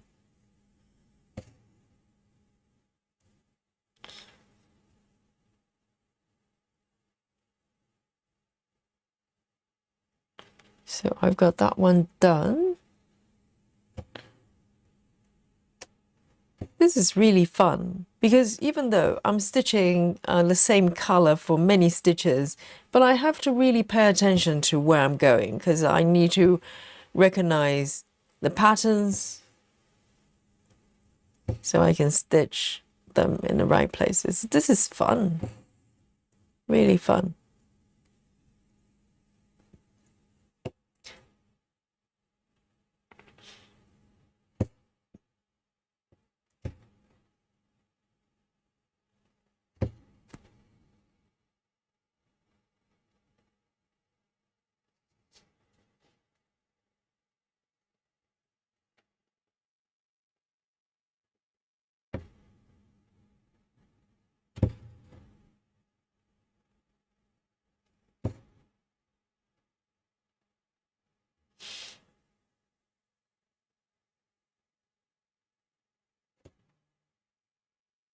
Yes, it's very colorful, isn't it?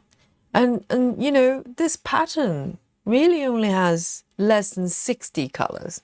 So it's like 25 or 23 solid colors and 3 additional as, you know, blend colors. But it's, you know, it's really well charted. It doesn't need tons and tons of colors. Because sometimes, you know, with confetti, it feels a little bit redundant. They'll have a whole bunch of colors. They're so similar to each other. Literally, you can't tell them apart. But they're different colors. They have to be stitched separately. And that happens a lot. Sometimes you kind of scratch your head thinking, is this necessary?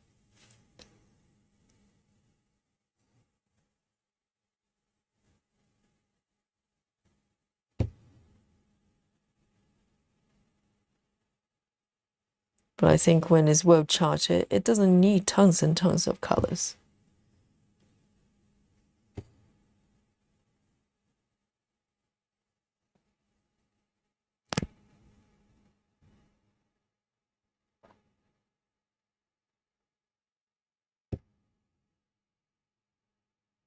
Well, Dawn, this is not an unusual experience. Dawn says, no one I know stitches. Same here, to be honest. You know, I'm here stitching with you every day like it's normal. No one in my life outside the stream. I'm not even sure if anybody cross-stitch, let alone full coverage. I know a few people knit. I think knitting is a little bit more popular, but cross stitching is no one ever mentioned it if anybody's doing it. So you're not alone, and this is why groups like this is so precious, because where do you go unless you have local sort of meet up? That's probably not very frequently. Where do you go to have this type of conversation every day? Nowhere.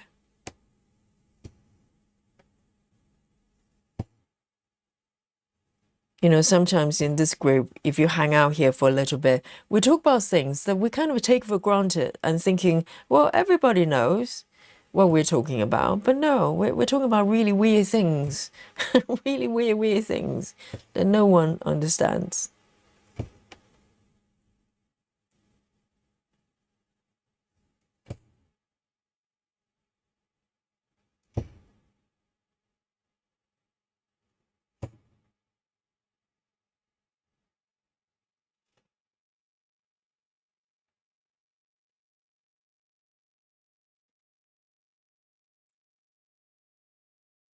Chivis says cross-stitching seems like an underground illegal club. I know, it's like, black market. You have to sort of meet, under the moonlight on the back street of some, small town, and you have to talk in code because you don't want people to hear it.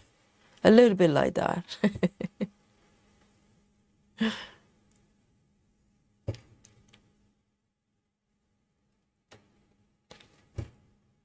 It's quite weird, isn't it?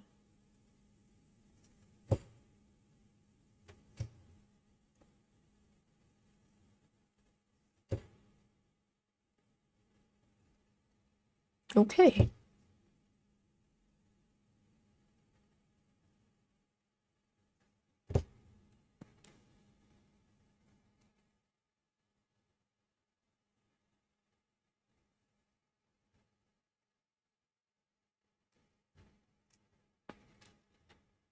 Don't say stitching is that secret cult the hate is leading. It's interesting. And also, they're probably changing the market in some way because everybody's stitching 25 because they charge everything based on 25 count. And but I don't know, it's a little bit arbitrary. I don't think. Maybe there's a reason they pick 25. Obviously you can stitch, on any fabric count, but they charge everything to make it look good on 25 by default. And hence a lot of stitchers, they think they have to do 25, otherwise it's not proper, which is not true.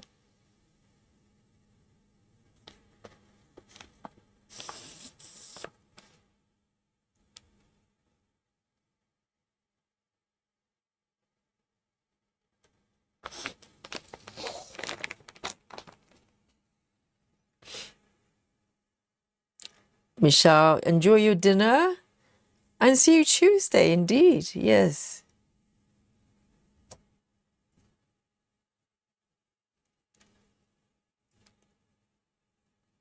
Passion says, before COVID, a group of us would get together at a quilting store to stitch every Wednesday and started out as 2 of us and bloomed to 8 or so. That's lovely. But so were they doing full coverage, or were you the only full coverage stitcher in town, in the village? Because I think even within embroidery and cross-stitching community, this type of stitching is kind of quite niche. Because I still get comments quite frequently. Because I've got a short that is showing how to park, do parking method.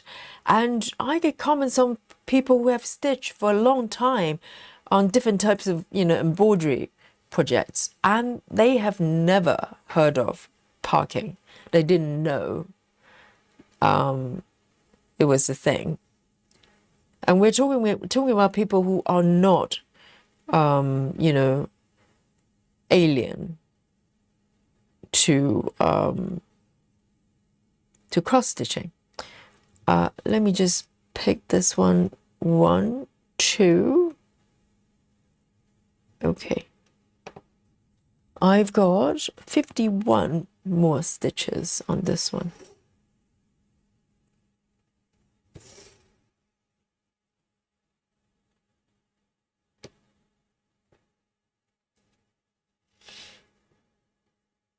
Hi, Monique.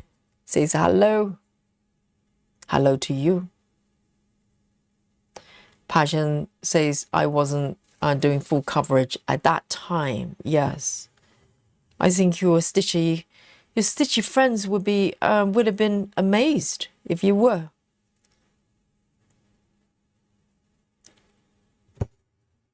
Because knitting is a lot more accessible. I remember I used to go to workshops, sort of fun workshops, doing knitting and crochet with friends.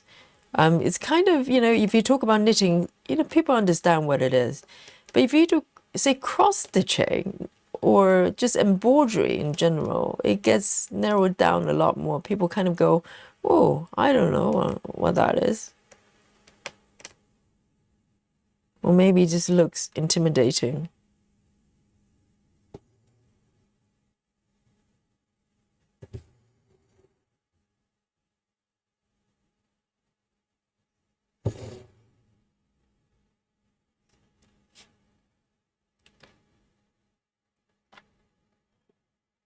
Rachel says, I have a local group that meets Saturday mornings where I am, and there are about 10 of us, and I'm the only one doing full coverage.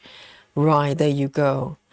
Yes, I think in London there may be some meetup, you know, that app. I don't know how popular it is right now, but it used to be a lot more popular that you could probably find groups of people doing various things, very niche things. And I'm sure if I looked, which I haven't, you're probably able to find sort of full coverage stitching meetup somewhere. Who knows?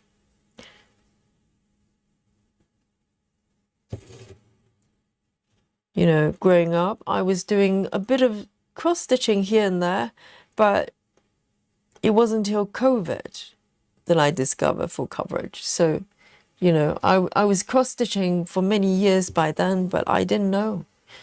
I didn't know parking either. So I was so fascinated when I first realized this parking method, and I wanted to try it instantly.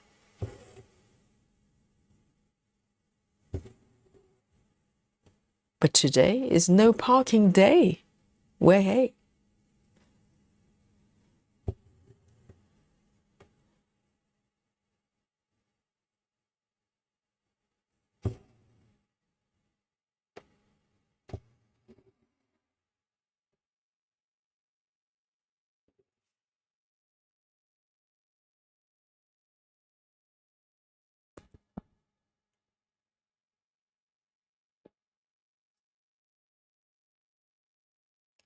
See you later, Lynn. 99. Love you. Sweet dreams. Dawn says, I just found out about parking 3 weeks ago. There you go, Dawn. Yes, and have been trying out on the stamp kit, still unsure of it. I do have a tutorial, a walkthrough. There are many great tutorials out there, but I do have one that I did during one of our live streams. It's being posted under videos. It's block by block parking. So I don't know what method you're doing right now, but block by block parking was one of the, probably the first parking method I learned. And it's good fun. So there you go. Dawn has been stitching for 20 years, but only heard of parking a few weeks ago. So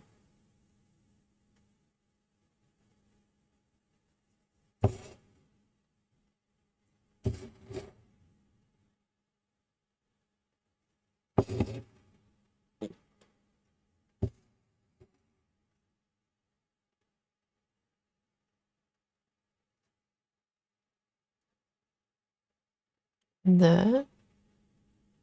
1, 2, 3. Oh dear. I need to fudge this.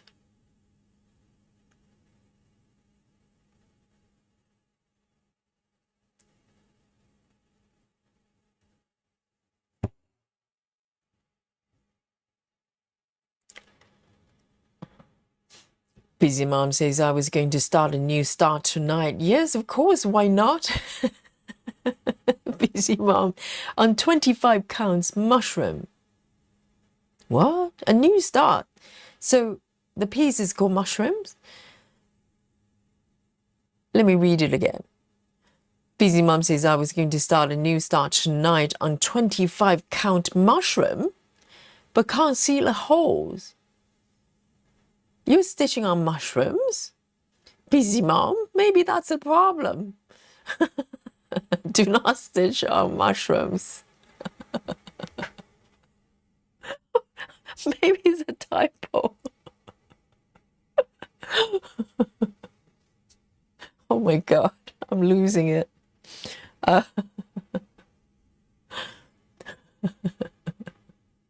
All right, so Busy Mom's go-to is 20 counts.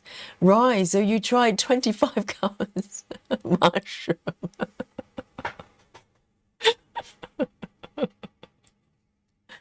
Oh dear. Yes, I think Busy Mom, if 25 counts is straining the eyes, it's just not worth it. 20 counts perfectly beautiful. Have you tried 22 as well? 22. I'm just thinking about my busy mom stitching mushrooms, 25 count mushrooms.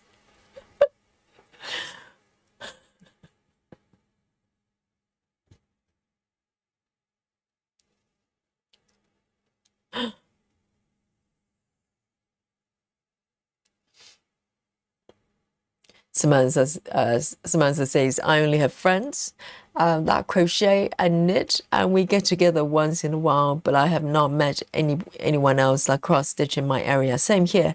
I have friends, they knit from time to time, kind of a casual knitter, and many times we go to like fun workshop together, and have dinner afterwards. It's kind of like a thing. But not cross stitching. I think cross stitching maybe is just too involved. Maybe knitting, if you do chunky yarn, it's kind of easygoing. It's quite fun. Anybody can learn maybe how to knit like a scarf. But cross stitching, it takes a little bit more, commitment to do anything.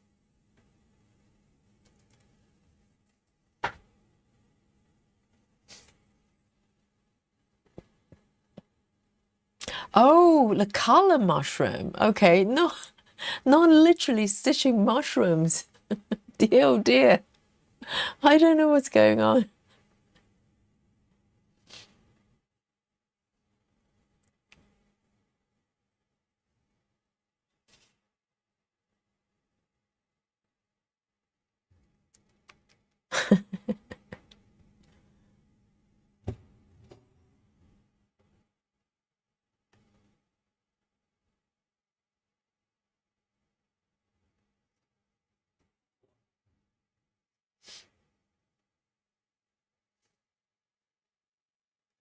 Ah, okay. Mushroom is the name of the color on the fabric.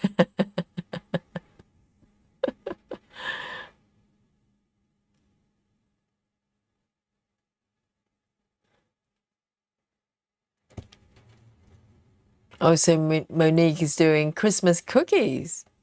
We're thinking about maybe doing like Christmas in July. When it gets to when we get to July, obviously.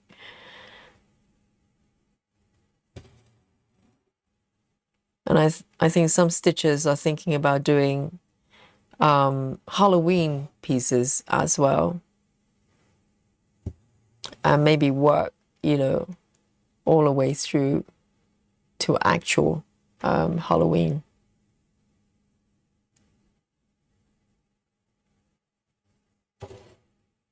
It might be better that way. It might be more fun. I don't know, because last year we did both Halloween during Halloween and then Christmas during Christmas, clearly. But it was kind of short, even though stitching just for that period is more exciting because, you are actually doing stitching during the Christmas period or Halloween period.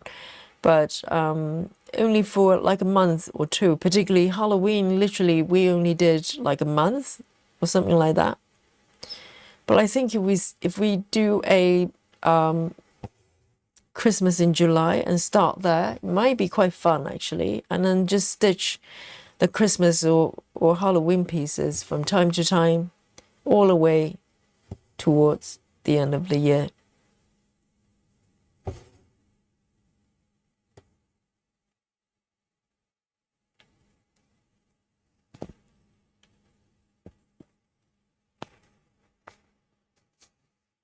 Yes, Dawn, have a look at my tutorial there. So it's, I think block by block sort of parking is a really good way to start because you can see the progress very quickly.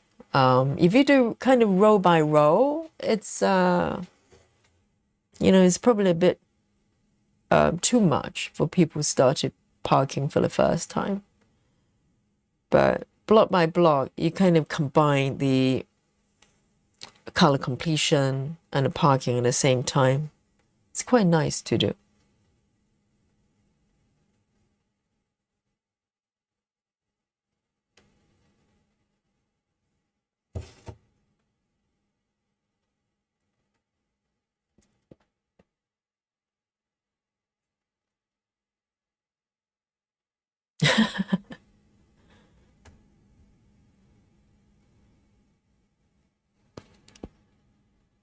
Janine says, I'll do Christmas in July.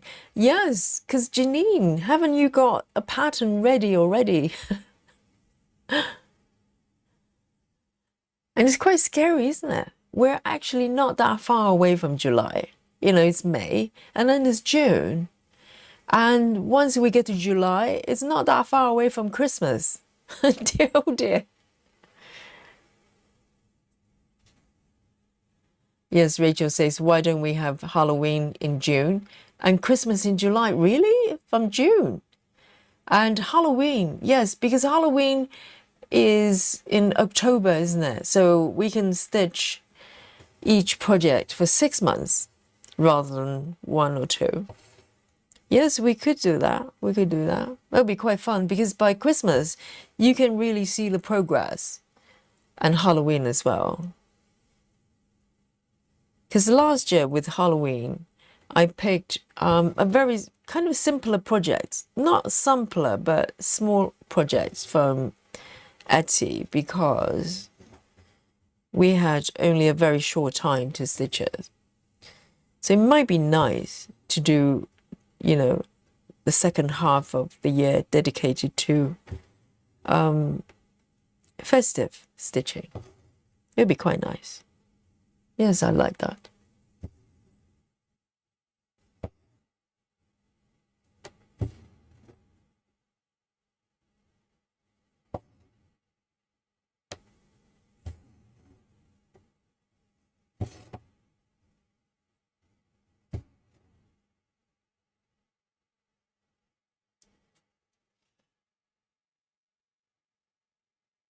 Samantha says, I have Halloween and Christmas piece lined up for this year. Oh, are they new ones or from last year? Yes. There you go. Samantha is ready. Are you ready? The rest of you.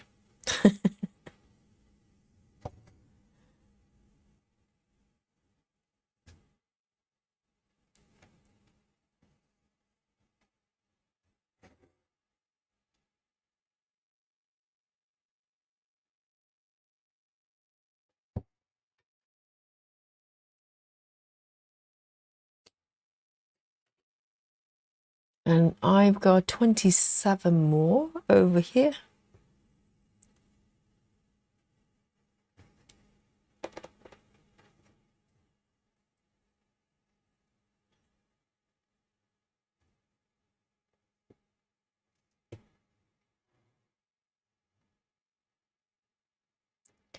And Dawn says, I'll definitely look. Thank you, Yogi. I'm just stuck in my ways. And I've been a cross-country stitcher. Ah, okay, since day one. It was something I taught myself. But you know what? It's really interesting because I talked about, I get comments from stitchers, maybe stitching for a long time, but not fully aware of parking method. And I got this comment from this lady, I think it's the lady. She said, I've been doing parking for quite a while now, without knowing it's got a name. So this lady, I think what happened to her was she just intuitively thinking, you know, figured out parking is workable and with a project. So she's been doing it, but not knowing it's actually got a name. So she was really surprised when she saw the title of the shorts. It says parking method. And she was so surprised. She just says, you know, I've been doing it for so long, but no one ever told me it's called parking. So the lady needs to watch a little bit, you know, a few more floss tubes. But because they're everywhere. If you look, if you know what to look for, right? That is very true. Because if you don't even know it's a thing, you're not going to look them up. Because you just assume that no one else knows. And I also mentioned the other day, I found this channel of this lady.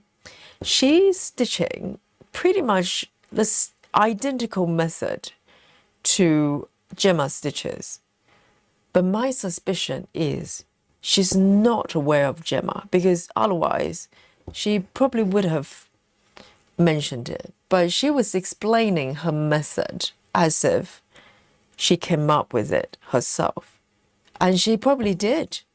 She probably just intuitively thinking that, you know, instead of doing cross-country floating stitches everywhere like this, maybe it's quite neat and tidy to kind of just, you know, move the stitch kind of quite gradually from the edges.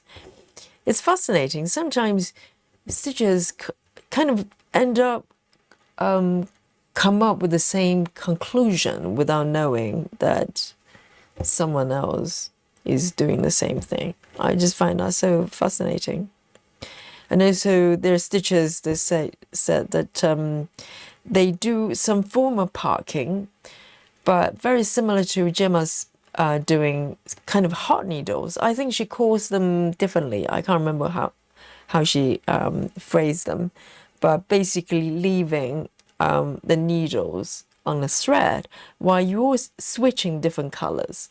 So instead of you know, remove the needles from the thread and then rethread again, they just leave the needles on the thread when they're stitching. I think these are just kind of, you know, logical conclusions that we come to. It's really fascinating.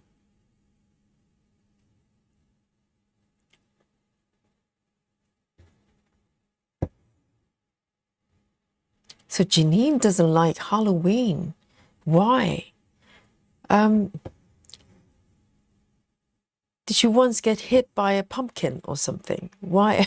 Why would you not like Halloween? I have to say, I have to confess, I'm a little bit like that. It's not so much I don't like Halloween. I just feel more with Christmas.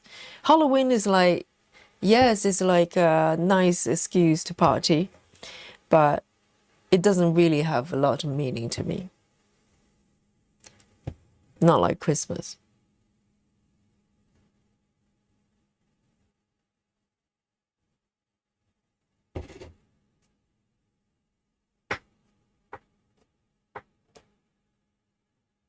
Passion says, I'm ready. I have webs for both. Oh, there you go.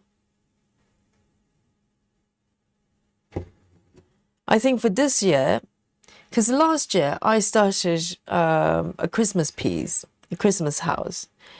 I think I'll probably need to figure out how I'm going to move forward with that project, because I'm not totally sure about the coverage of the piece right now.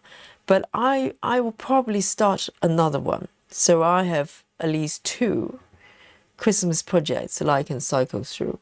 And who knows, by Christmas, there may be more than 2. You know?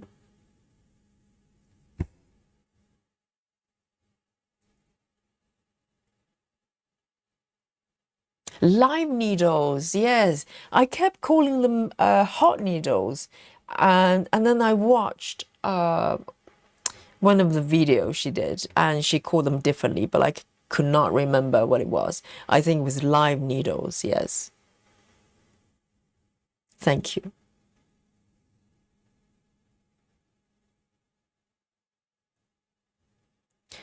Amanda says, I think what keeps me from parking is that a work in progress looks so messy. It's just important for me to see my stitching area, my supplies, and while I'm stitching stitching are as attractive to me as the finish. Yes, I totally totally understand it. So Amanda, I'm going to put out a warning when I'm doing the the messy lady method, which will be soon. I'll put out the trigger warning, you know, for Amanda. So Amanda can take a breath, do ujjayi breath when she's watching.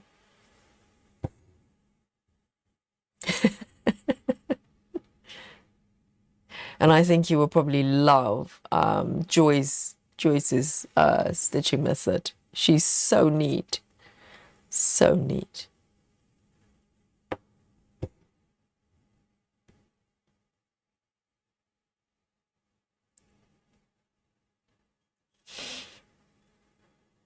Susan says, Yogi, will you be stitching on spooky seasons again this year? Oh, yes, thank you for mentioning that.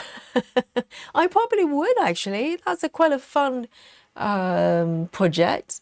I probably would have it and maybe start another one. How's that? It's quite fair, isn't it? So I'm not like saying that I'm going to abandon it. It's quite fun. It's like a 16 count project that I'm doing and no confetti, so it's nice and easy. I probably would. Oh, Susan's keeping track on Yogi's project. I nearly forgot. Yes, I think I would. I think I would. But I'll probably add a full coverage piece, like a little bit, well, something different.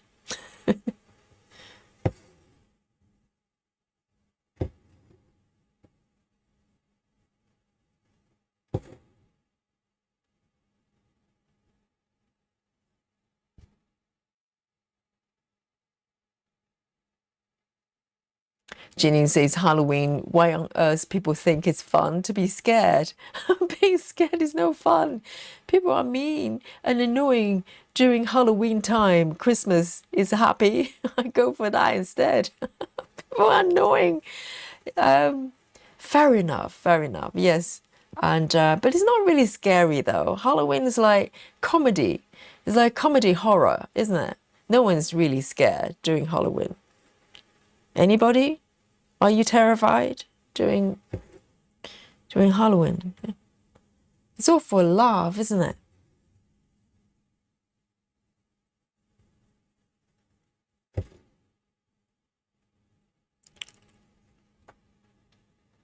Janine says, messy lady, you told me not to call her that. Because if I say blue suit, no one knows what I'm talking about. Okay, Miss Blue Suit. Okay, Miss Blue Suit Stitch Showroom. Not messy lady. Yes, I need to put out a trigger warning for all the stitchers. They're allergic to parking and messiness.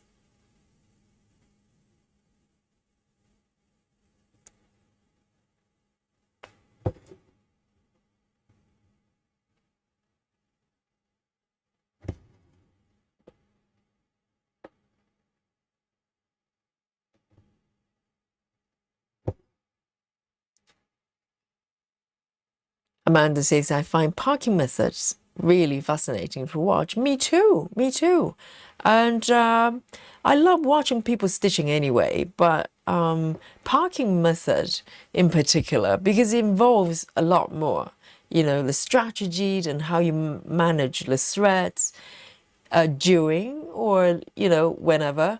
And it's fascinating. I agree, I agree.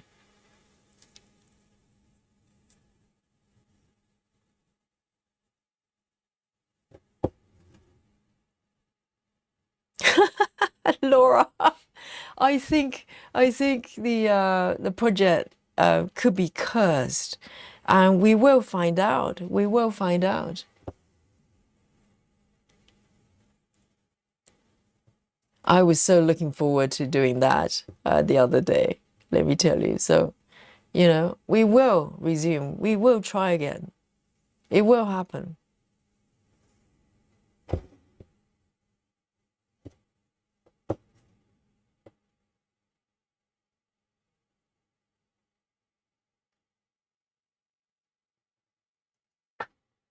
Oh dear, it's nearly 1 o'clock. Where's time gone? Where's time gone? Okay then. In that case, I am going to just end this piece of thread. I still got a little bit, a few stitches over here, and I'm gonna just do it, and that's it. Wow, I didn't realize it's nearly 1 o'clock. Laura says, I love haunted houses, but no one wants to go with me. Okay, haunted houses, that's scary. That's not scary. I think haunted houses, they're creepy because they're people pretending to be ghosts touching your legs, and that's scary. And jump scares, I do not like it. Passion says, who's this blue suit messy lady? Hey, Passion, we've decided not to call her messy lady. So I think the lady, so I found this lady's channel back in sort of during COVID period when I was, you know, kind of looking for all sort of videos for parking method, etc. And I found her channel, and she's got this very unique stitching style. And I was fascinated just watching her. And then for some reason, I lost the link and subscription. So from time to time, I'll look in, you know, I'll do a search and see if I can find her. And finally, I found her last week. And I'm very happy to report that she's still making content. She's still making content. So, but this is, you know, her method. She's got a very unique way of stitching. Ultimately, she's parking, but it's just the way she does it. That just, yes, it's a sight to behold.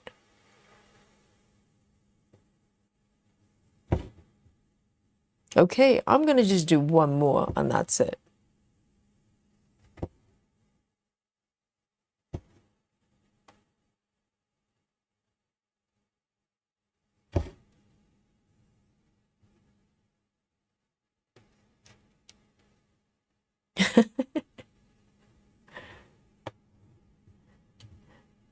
And see you later, cat. All right then.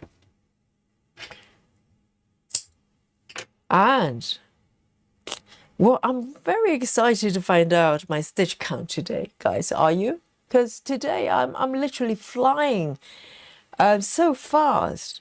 I've cycled through at least, oh, I don't know, 5, 6 colors, and they all have, you know, quite a large number of stitches. So let's have a look. This is what I've done today. So today I'm focusing on this little block that here. Well, not quite little. It's 1, 2, 3, 5 by 4.5, and quite a large area actually. And I've been stitching minimum to max since last session, I think. And today I just continue. And this is looking nice because, you know, this way of stitching kind of gradually build up the pixels and eventually turns into a beautiful picture. So guys, are you ready? Oh guys, do you want to guess? I think today will be interesting to guess.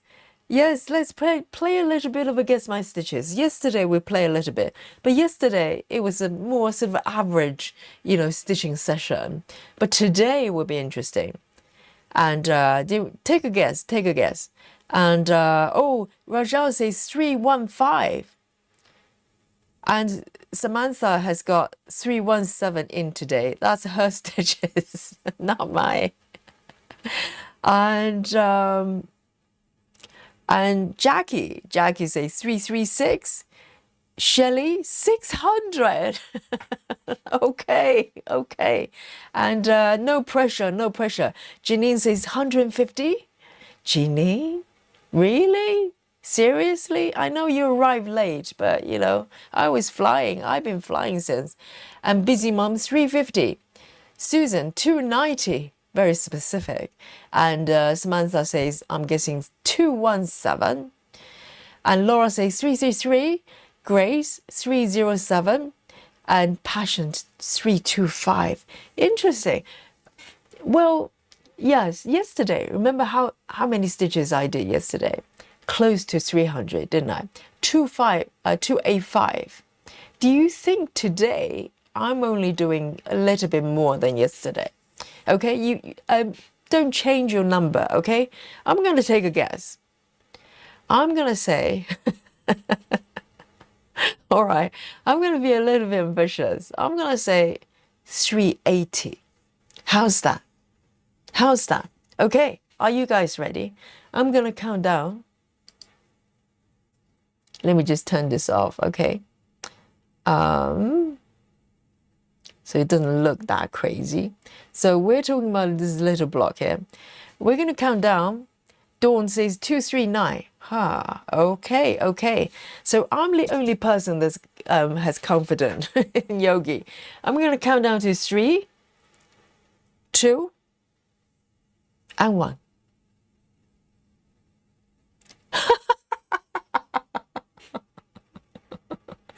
Susan, Susan, you're not doing your job. I have not got a sprint. But it's okay. It's okay. We've got calendar. We've got calendar. Because literally, I have not worked on this piece for ages. So we can look at a calendar. Susan, okay. Here we go. I'm going to go with the calendar, okay? Here. Right. Oh, let's have a look. Okay. So it's a combination of Sunday and Monday, right? So the last time I worked on this piece was in April, so that doesn't count. 253 plus 79. Anybody can do the math? Anybody? Anybody can count? 259, we're talking about over, is it 330-ish? I can't count. So let's say 80. 80 plus 53, 280 plus 53. Yes, Janine is over 300, okay? Is it 332? All right then. And 332 it is. I'll take that. I'll take that. Not quite 380. Let's have a look. So who is the closest? 332. Passion is 325. Oh my God, Laura. 333. Congratulations, Laura. That's 1 stitch off only. That's literally spot on. Yes, round of applause for Laura. Victory for Laura. Yes. 332. 332. Yes, literally spot on. Pretty much. Yes, well done, everyone. And, oh, I can't believe it's nearly 1 o'clock again. So, tomorrow is Monday, and Yogi's working, okay? And we will meet on Tuesday for a session, of course. And then Wednesday, of course, is our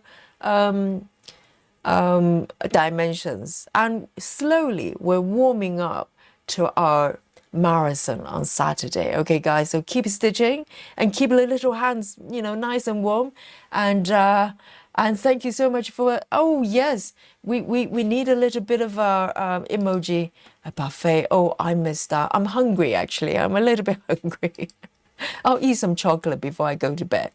Yes, beautiful buffet here. Oh, the good old time, the good old fashioned, our buffet here. So, guys, 8 minutes to 1 o'clock past midnight. Yogi's going to sign out. I had a great time. I hope you did too. And I will see you on Tuesday. Behave and eat potato chips.